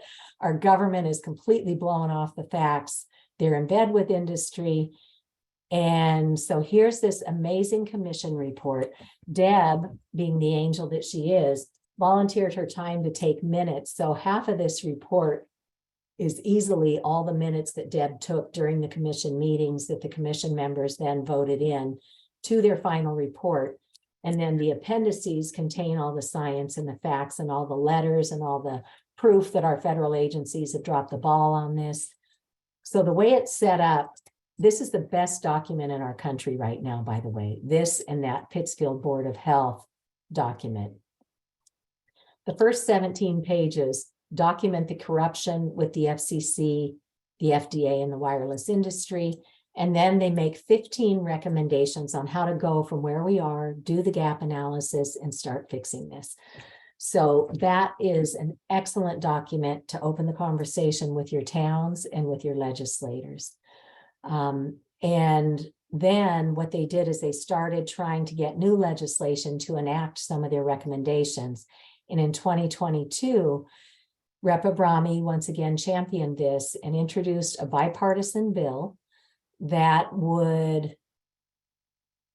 make sure that any new, let's stem the flow. So any new infrastructure cannot be put right on top of neighborhoods. You have to have at least a minimum 1,640 foot setback, which is 500 meters, which is where the science shows the death rate and the neurotoxicity rate and other harms starts to come down at that 500 meter mark. It doesn't actually catch up to the general population statistics until about twice that, at about 3,000 feet. So they came up with this bill, but what happens in our legislature is some people retire, some people get voted out of office, new people come in, and then you have to start at the very beginning and educate a whole new committee on what this issue is. We didn't realize that. We thought this is great. This House Committee on Science, Technology, and Energy already approved the first bill to form a commission. So we thought we would get this right through, but that was our mistake. Now we know we need to go in individually and educate those legislators immediately once a bill is introduced and make sure they truly understand this issue before the hearings even come up. There was also a registry of harm, because right now when people are getting sicker and sicker from this, there's nowhere they can go to report this. So just like when Big Tobacco finally got sued, and money started flowing out through the states, they have a way to track tobacco effects. We need to have registries of harm at every state level, and the industry needs to start paying for that. So Dr. Kent Chamberlain, who was on the New Hampshire Commission, he did a presentation and a set of slides, about 20 minutes, showing why this setback is science-based. It's not just a number we pulled out of a hat. It's based on science. So these are really good resources to work with. And then Frank Clegg, who I mentioned is the retired president of Microsoft Canada, he sent in testimony. And in his testimony, which you can access and share here, he's got great points on why wireless technology is no longer advanced technology. It's outlived its useful life as a main source of connectivity. Our main source should now be high-speed fiber optics to and through the premises for many reasons, and he gives great resources in his testimony there.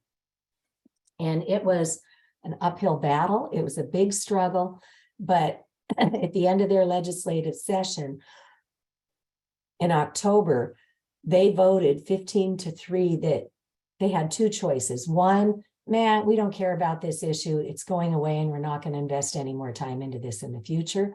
Or there's something here and we need to address it. Thankfully, they voted 15-3 to say, yes, we have an issue here. And this committee, to have an actual committee sanction the right to introduce new legislation on this, it wasn't what we wanted. We just wanted to get out there and stop those cell towers. But it became an important inroad to have a committee at the state level say, we recognize this issue is valid. Let's see what we can do next session. So that's where we are. Unfortunately, Rep. Abrami, who, and you know, I don't know a lot about politics. I'm not tied to Republican or Democrat. I just want to work with good public servants who do the right thing. So I've always been an independent. Rep. Abrami is registered with the Republican Party, but he is the first and the only legislator to really take this issue on.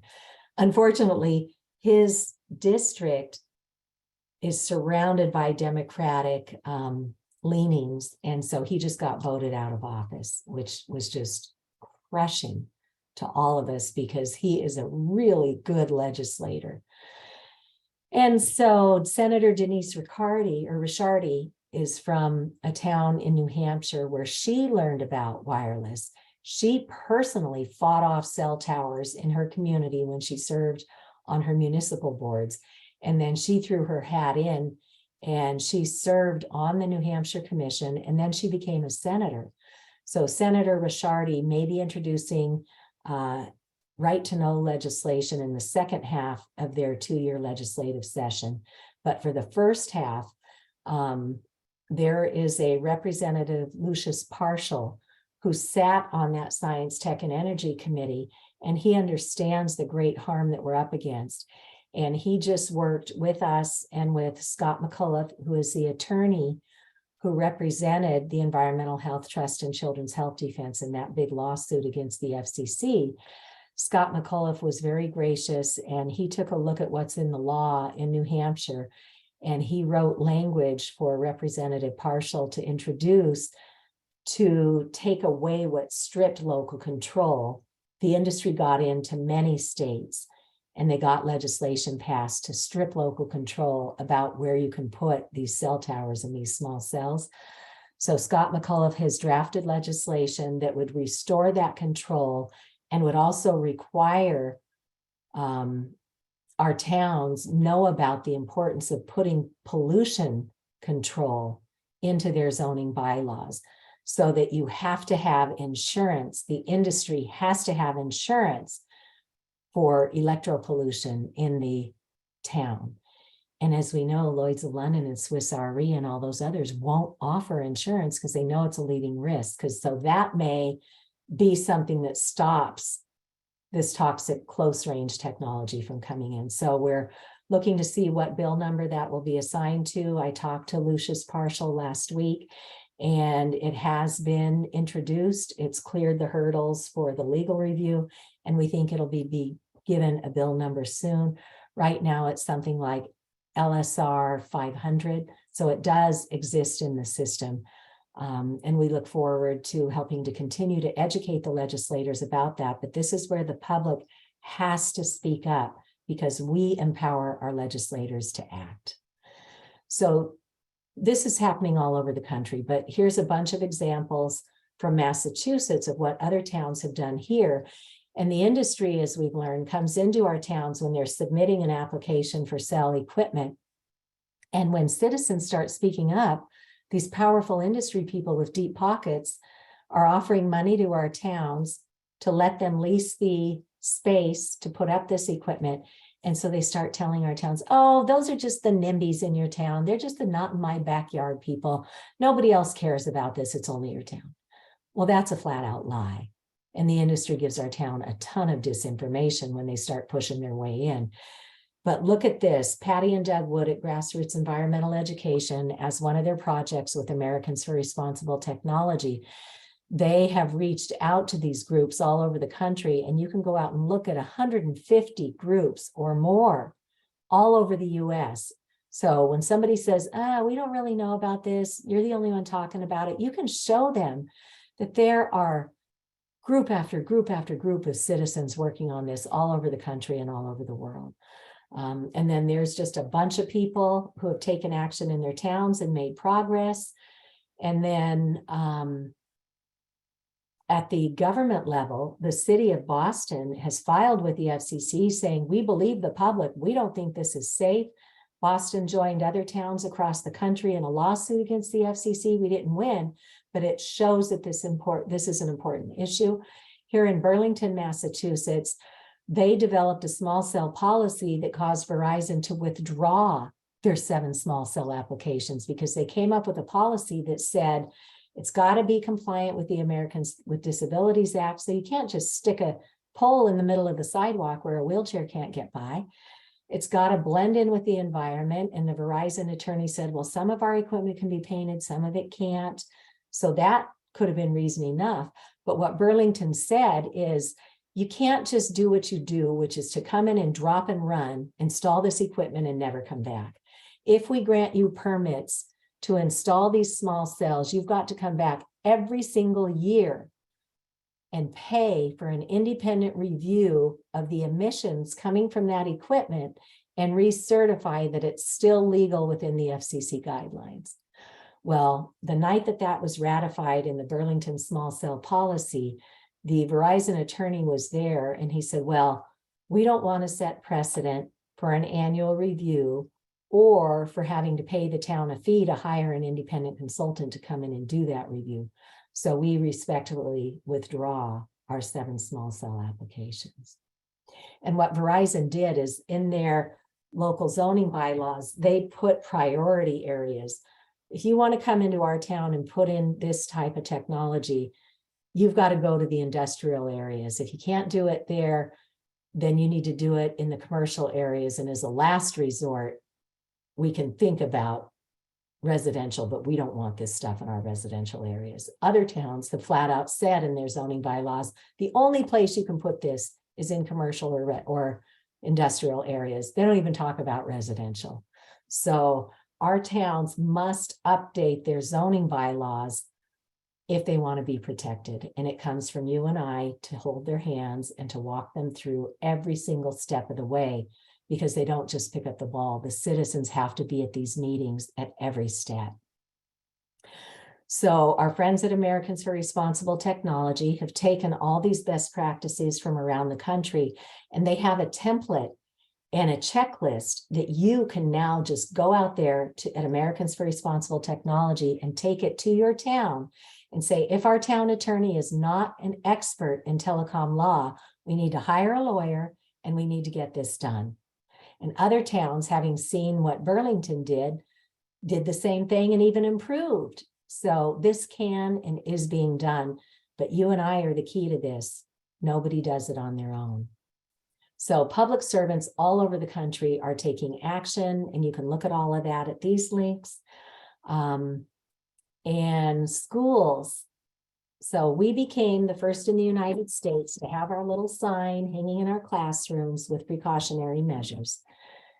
It's really eye-opening to see what Silicon Valley execs are doing with their kids. They're sending them to schools, not with hardwired, not with wireless, with no technology, because they know that a child's brain and body best develops by learning from trusted adults, from their peers, and from the natural environment. In fact, this series of articles with the New York Times even documents that Silicon Valley executives are having their nannies sign contracts that there will be no screens around their children. And yet they've been pushing this 21st century classroom in on our kids. So our friends Patty and Doug Wood at Grassroots Environmental Education, who have Americans for Responsible Technology, have also gotten funding for this program, Tech Safe Schools, and they have set up a very simple website that lays out the science and the health risks and why children are so vulnerable. They lay out the legal risks for exposing the kids and the teachers to this. And then, of course, they offer mitigation or remediation strategies. So anybody can go to Tech Safe Schools, give them the addresses and the names of the school leaders in your community, and they will send a packet of information out on your behalf, and then you get to pick up the ball and continue to work with your schools. So please go to Tech Safe Schools and use their resources. The Massachusetts Breast Cancer Coalition has worked with experts in this area, and they have come up with curriculum from the wee little kids all the way up through high school. So there are curriculum modules for the teachers, for the students to all learn about safe technology. And Dr. Alexia McKnight, who's a veterinarian radiologist, she got whammied by the smart meter on her house and became very sick. She, at her children's school, they were doing a call for speakers at their Health and Wellness Professional Development Day. And Dr. McKnight reached out to me, and we partnered up, and we did 4 programs that day on safe technology in schools. So this video is now available that you can share with your school. And I would be more than honored to partner with you and come in and do a similar program in your schools. And their Director of Student Services, which houses special education and other functions, she welcomed us in. Their IT director already knew about the wireless harm because his wife had gotten sick from this. So we were very fortunate to have open minds in the school district. We didn't have to go through hoops. We just simply put the education out there. Now they get to decide what to do with that. And again, here's wireless education, where you can purchase an online course for like $15. We'll do bulk discounts for an entire school.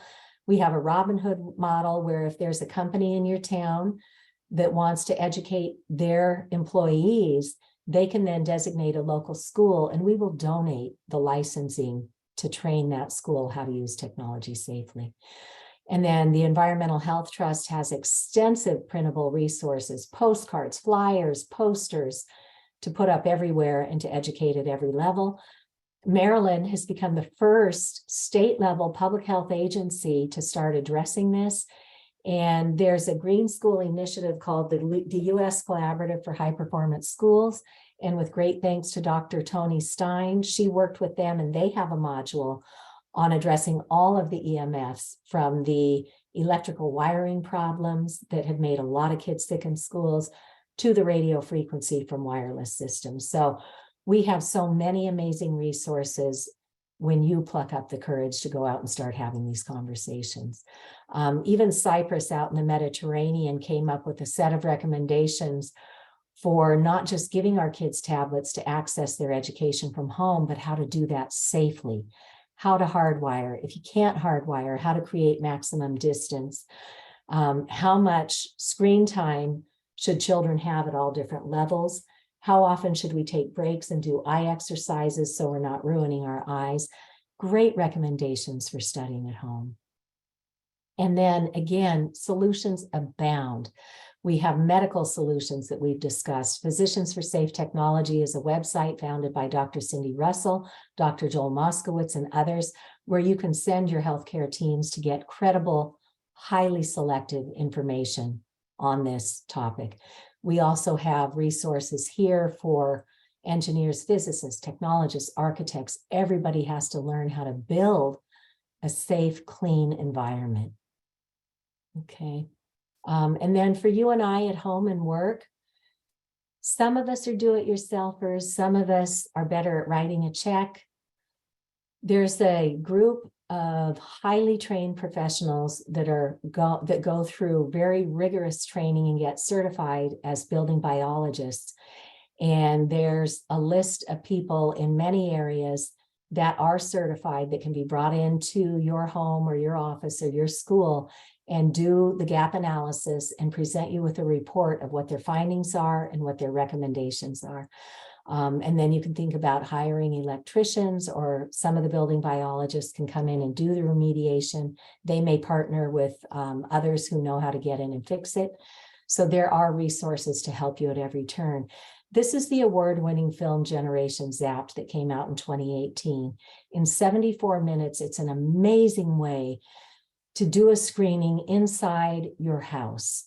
Get your friends and neighbors, get the parents of the kids your kids hang out with, and just sit down and watch this film.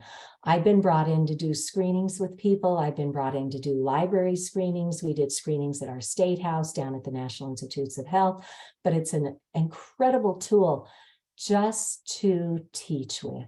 And then I can be brought in to say what's happened since the film came out in 2018 and teach people about all the lawsuits and the inroads we're making in towns that are strengthening their bylaws. And this was so heartwarming to see that Camilla Reese, Dr. Mallory Blythe in the UK, and others partnered with PBS, Public Broadcasting, and Bert Wolf, who does travel shows, did 2 episodes of about a half an hour each that's free and out there for the public to go ahead and watch. And I should say Generation Zapped is now available through most library subscription databases. It's part of Amazon Prime right now, and so it's easily accessible. And then Americans for Responsible Technology has this whole toolkit for all of us to have letters to send to the editor, to have letters to give to our neighbors, signs you can put up in your yard, and again, sample zoning bylaws to take to your town and sample legislation to take to your legislators. So we have so many solutions, but we have to do the work. Nothing happens on its own. So we need to be mindful about the example that we're setting for our children and other children around us, because it's monkey see, monkey do. If we've got our face buried in a screen all day long, that silently gives them permission to do the same thing. So set limits for yourself and your children, model that good behavior. This 50 Ways to Take a Break reminds us of all the great things we can do with our time without being in front of a screen. Help your neighbor, go write some music, go write some poetry, do an act of kindness, go out and dance, go take lessons for music, or go meditate, go for a nature walk. All these things that are so healthy for us that we've kind of lost sight of. That's what should fill our free time, not sitting there in the shallows of social media. So just a quick word about earthing or grounding. Every living thing is meant to be connected to the electrons that we freely get from the earth. We now walk around on rubber-soled shoes that don't allow those electrons to penetrate through and get into our bodies to help regulate our own biochemistry and electrical circuitry. So once we stopped sleeping on the ground, once we started driving around in cars with rubber tires, once we started wearing rubber-soled shoes, we lost that healing benefit of the Earth's free natural energy to reset our systems. So this is a great book by Dr. Laura Conover. She takes it for all 4 seasons. She shows bare feet, but hey, we live in the Northeast here. We can't be out walking around barefoot. She teaches us how we can ground naturally in all 4 seasons without having to take off our shoes. So excellent, excellent resources there. And then for our towns, so the Centers for Disease Control already has something for ionizing radiation. That's the sun, that's X-rays, that's the gamma rays. We would never leave ourselves or our children exposed to that 24/7. They already have a principle called ALARA, where the goal is to get to as low as reasonably achievable. We now need the CDC to apply that to the non-ionizing radiation, which is all this man-made wireless stuff. So their three premises are: create as much distance as you can from anything that's radiating. Spend as little time as you can. That's why we wear lead aprons for an X-ray. That's why we don't stay out in the sun unprotected, for any length of time. And if you can't do those two things, then you need to shield yourself to create a barrier from the radiation. And if you decide to shield from man-made radio frequency, you really need to work with a professional, because there's a lot of caveats on that, so you don't inadvertently have metals that's going to bounce the radiation off of your shielding at you. So really important to work with a professional on that.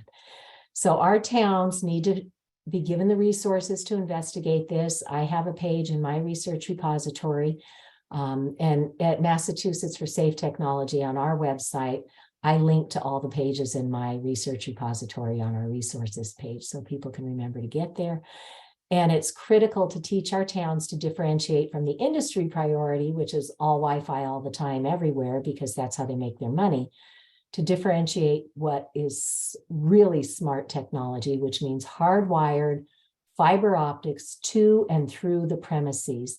This is a policy book that teaches our towns all the bad things about wireless and all the reasons why we need to reinvesting, and all this money's flowing from federal right now.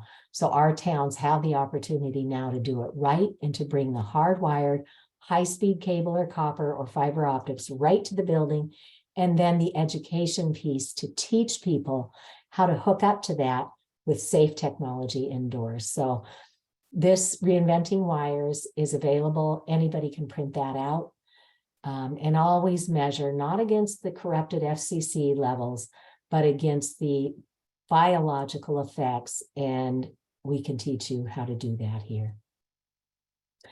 So what do we do from today? Bottom line, as much as we want to kid ourselves, there is no safe level of man-made radiation. Dr. Linda Birnbaum was in charge of the National Toxicology Program, and she said that, yeah, there are captured federal agencies, but there are still a lot of really good people working at the federal level. And it's probably going to have to bubble up from the local and state efforts before federal policies are going to change. So we need to start telling our towns to tell our federal agencies, to tell our federal and our state legislators that we can't stand for this anymore. It's time. So just by them sending letters in, that builds the momentum to make change. So we educate the public. We're doing these free webinars twice a month now, so you have somebody, someplace to go to give credible information. So that's what we're doing with our partnership with Massachusetts and New Hampshire for Safe Technology. We're offering these twice a month. If people can't come at the designated times, ask them to register, and anybody who registers will be sent the video and my slides so everyone can drill down.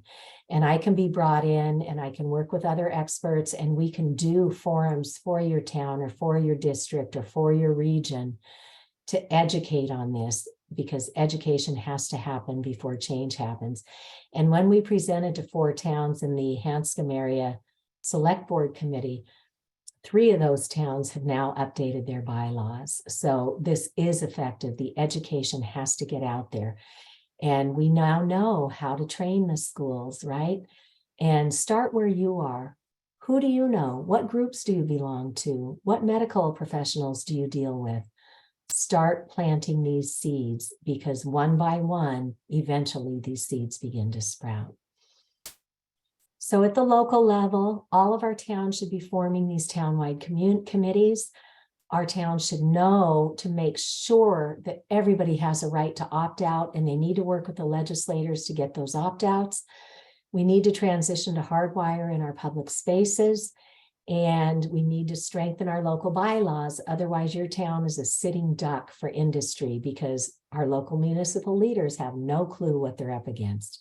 And don't be afraid to hire an attorney like Andrew Campanelli, who can be hired for $8,500 to look at your zoning bylaws, identify where the gaps are, and show you exactly what those zoning bylaws need to say. So our friends at Americans for Responsible Technology have a good checklist that you can get started with. They've got a sample zoning code to show your town that we mean business. So for today, reduce your exposures where you have control. Take an inventory. What is radiating around me? Start with baby steps. We know this is overwhelming, but little by little, we can all get there. Use what we've done here with this little diagram. Above everything else, create a sleep sanctuary. Don't charge your cell phone in your bedroom. If you want to use it as an alarm clock, turn off all the antennas. The alarm still works. The clock still works. Anything you've downloaded to read on your tablets or your phone, that's fine. Just do it without the radiating antennas. Maybe you plug in your phone when you jump in the shower and use that as the time to charge, but don't charge in your bedroom. That charging emits a lot of dirty electricity. And then migrate to Ethernet cables and adapters. Use airplane mode as often as you can. Forward your phones to a landline. And then our friends at Environmental Health Trust have, as I said, many resources. They've got printable stuff that you can just download and print, post around your community, post our invitation every month at your local library for these talks. And if you need me to modify that to make it more appropriate to your particular state or town, I would be happy to do that for you. But have these things in hand so that when you go out to talk about this, you've got something credible in your hand where they can go for additional information. So thank you for coming to listen with us. You can find New Hampshire for Safe Technology at their Facebook page. You can also email them directly at this address. You can go to our website, Massachusetts for Safe Technology, and you can access all these facts there. You can email me directly here at massachusettsma4safetech@gmail.com. And now we'll stop the sharing and we will open it up for questions. Thank you, everybody, for sticking with us so long tonight. And Deb, do we have folks who have posed questions in? We do. I had two things to share first.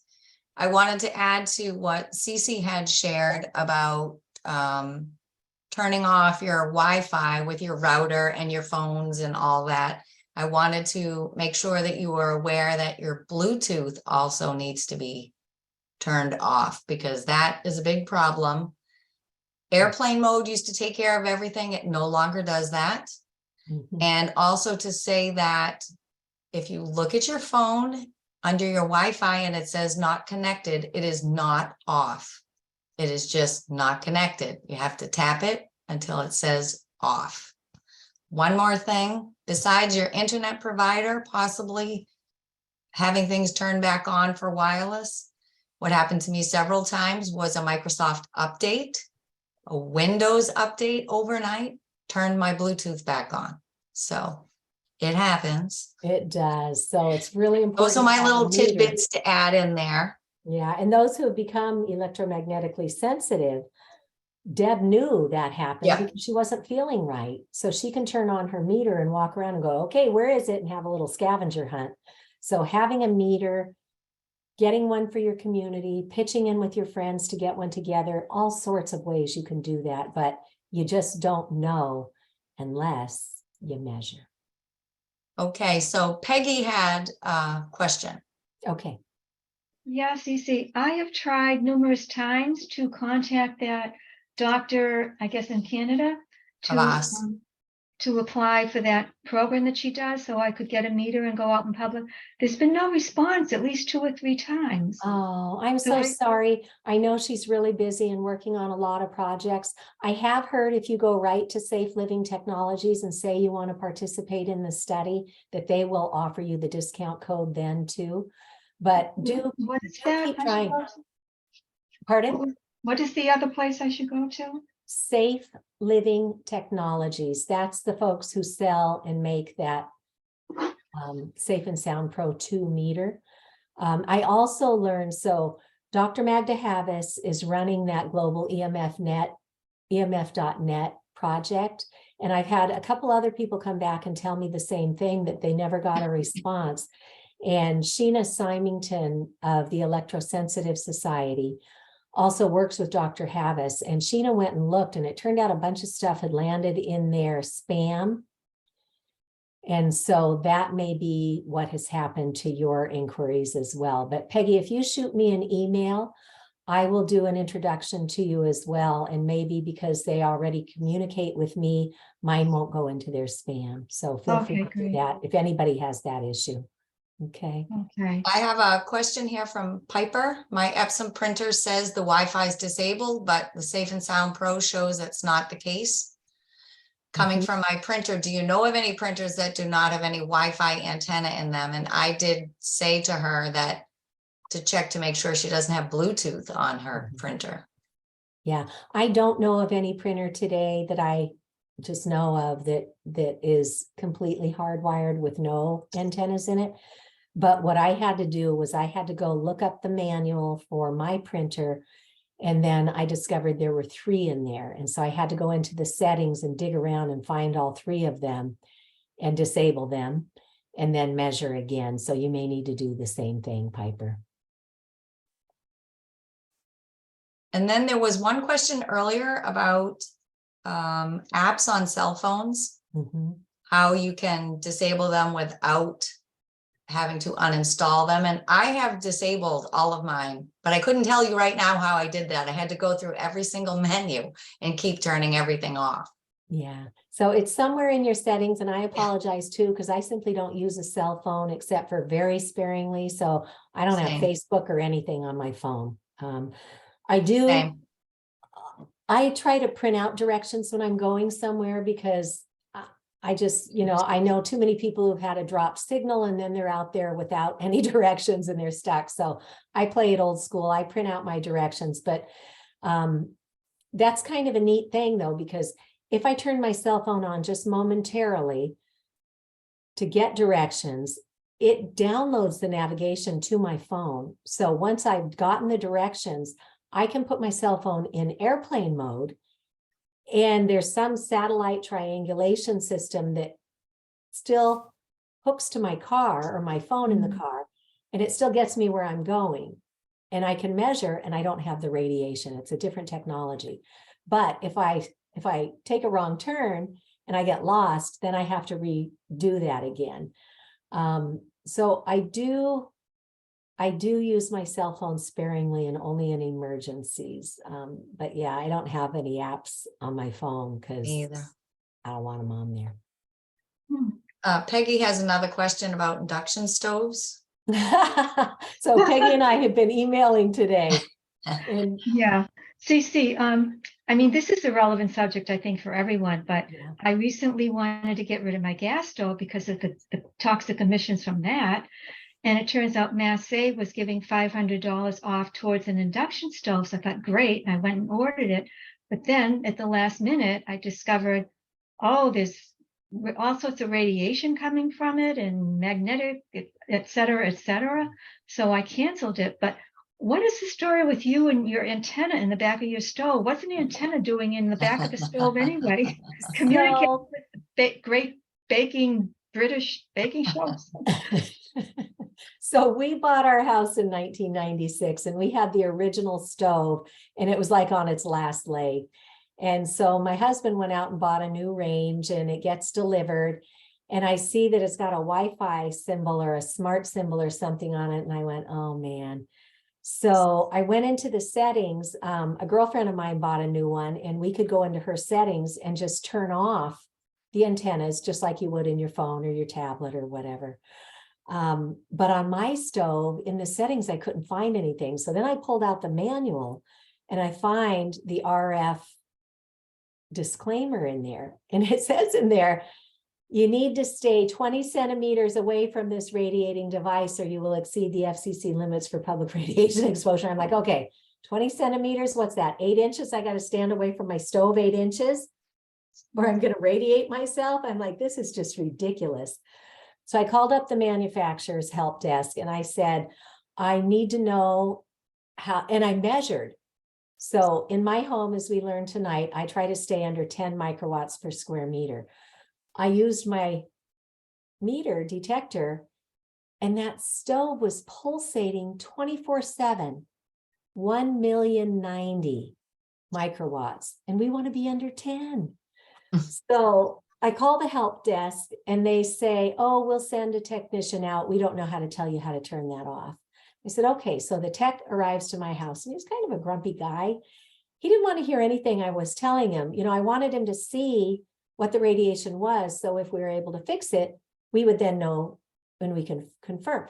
He didn't want to hear anything. And so I was trying to gently tell him this. He says, fine, I'll go out in my truck and I'll wait for the engineer to call me back. And I'm like, dude, that wasn't what I was going for, but you know, whatever, if that makes you happy.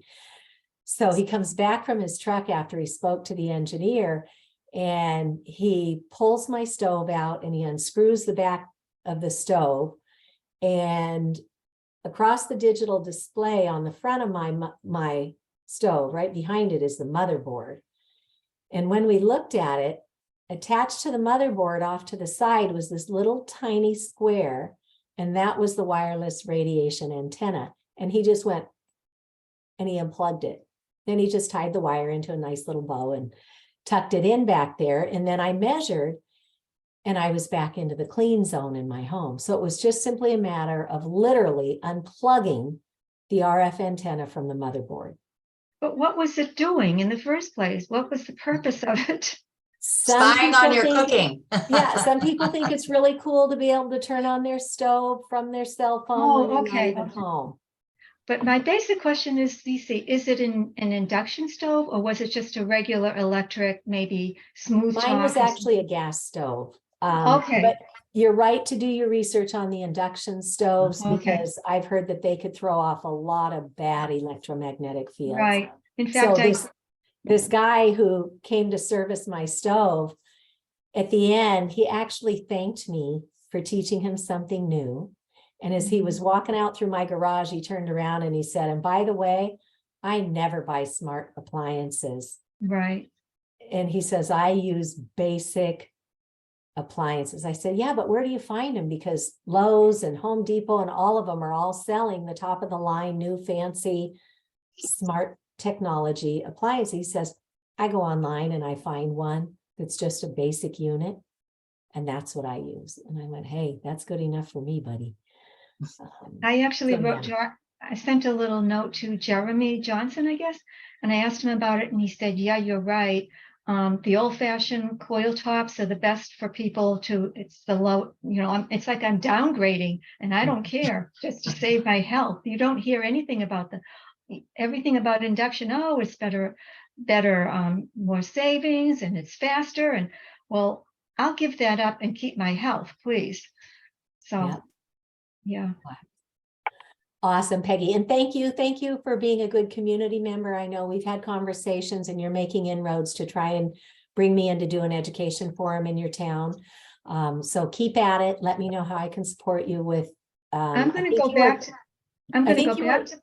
Oh, go ahead. I'm going to go back to the library again, because she's been hemming and hawing. And then your thing about the cable kind of piqued my interest. Maybe I could contact my cable company. Yeah, and you and I could go do an interview. Putting a little program on there. In fact, you have one ready made. And actually, I go to the library and say, can we view this Generation Gap movie? I think that may draw people in and maybe pique her interest rather than just somebody speaking. So I got ideas of what to do next. Okay, good enough then. And Piper, good on you. We see in the chat that you just figured out how to turn off those other antennas. Woohoo! You just made our day. That's right. All right, Deb. Yes, thank you so much. I was going to, oh, can you hear me? Yeah, go ahead, Piper. Yes. Oh, good. I was, I've had this printer and it's just been irritating me for forever. And I check it periodically and I usually just keep it turned off. But I was inspired by this call to just check again. I had just given up thinking I can't do it. And there's, maybe there's another printer, but I just got it turned off. So I'm just thrilled. So these calls help with so many things. Even just giving a little bit of a push in something maybe someone thought they couldn't do. You can, Mhm. so thank you. You're so welcome. And thank you for that. Good for you. And you know, we have people who come back. Ooh, Oh, I'm getting an echo. you are. Oh, Piper, can you mute yourself? Okay, There I you think go. that fixed it. We have people come back time and again because we know it's so much information. Mhm. And you might have been thinking about one piece of information and we presented something else that maybe you didn't catch. So feel free to join us as many times as you want. Bring your loved ones, bring your friends, bring your municipal leaders, your school teachers, your principals, your legislators. We've had all kinds join us for these calls. Mhm. And we're not doing this because we have nothing we'd rather be doing at 8 o'clock at night. We're doing it for you. I lured my brother in and he attended the last meeting. He's hooked. So Awesome. he's going to be a common attendant. Yeah. Peggy, that's super. Thank you so much. Yeah. So if there's nothing else, no other questions, I think we'll call it a night. And New Hampshire for Safe Technology will be sending out the video and my slides in the coming days. And we'll be doing this again on the 24th of January. And that one will be a lunchtime, a 12 noon program. And I also wanted to let people know that we're doing a special meeting this Friday at 11 a.m. Eastern here on Zoom, which is our 2023 strategy session for Massachusetts for Safe Technology, but everybody is welcome to join us from wherever, because together we're stronger. And we now know our science is solid. We need to get our towns moving and protected on this. So feel free to join us if you can, and have a lovely rest of your day or night. And we'll see you next time. Thank you so much, Deb. Thank you, Cece. Thank you, everyone, for joining us. Thank you both. All righty. Good night. Good night.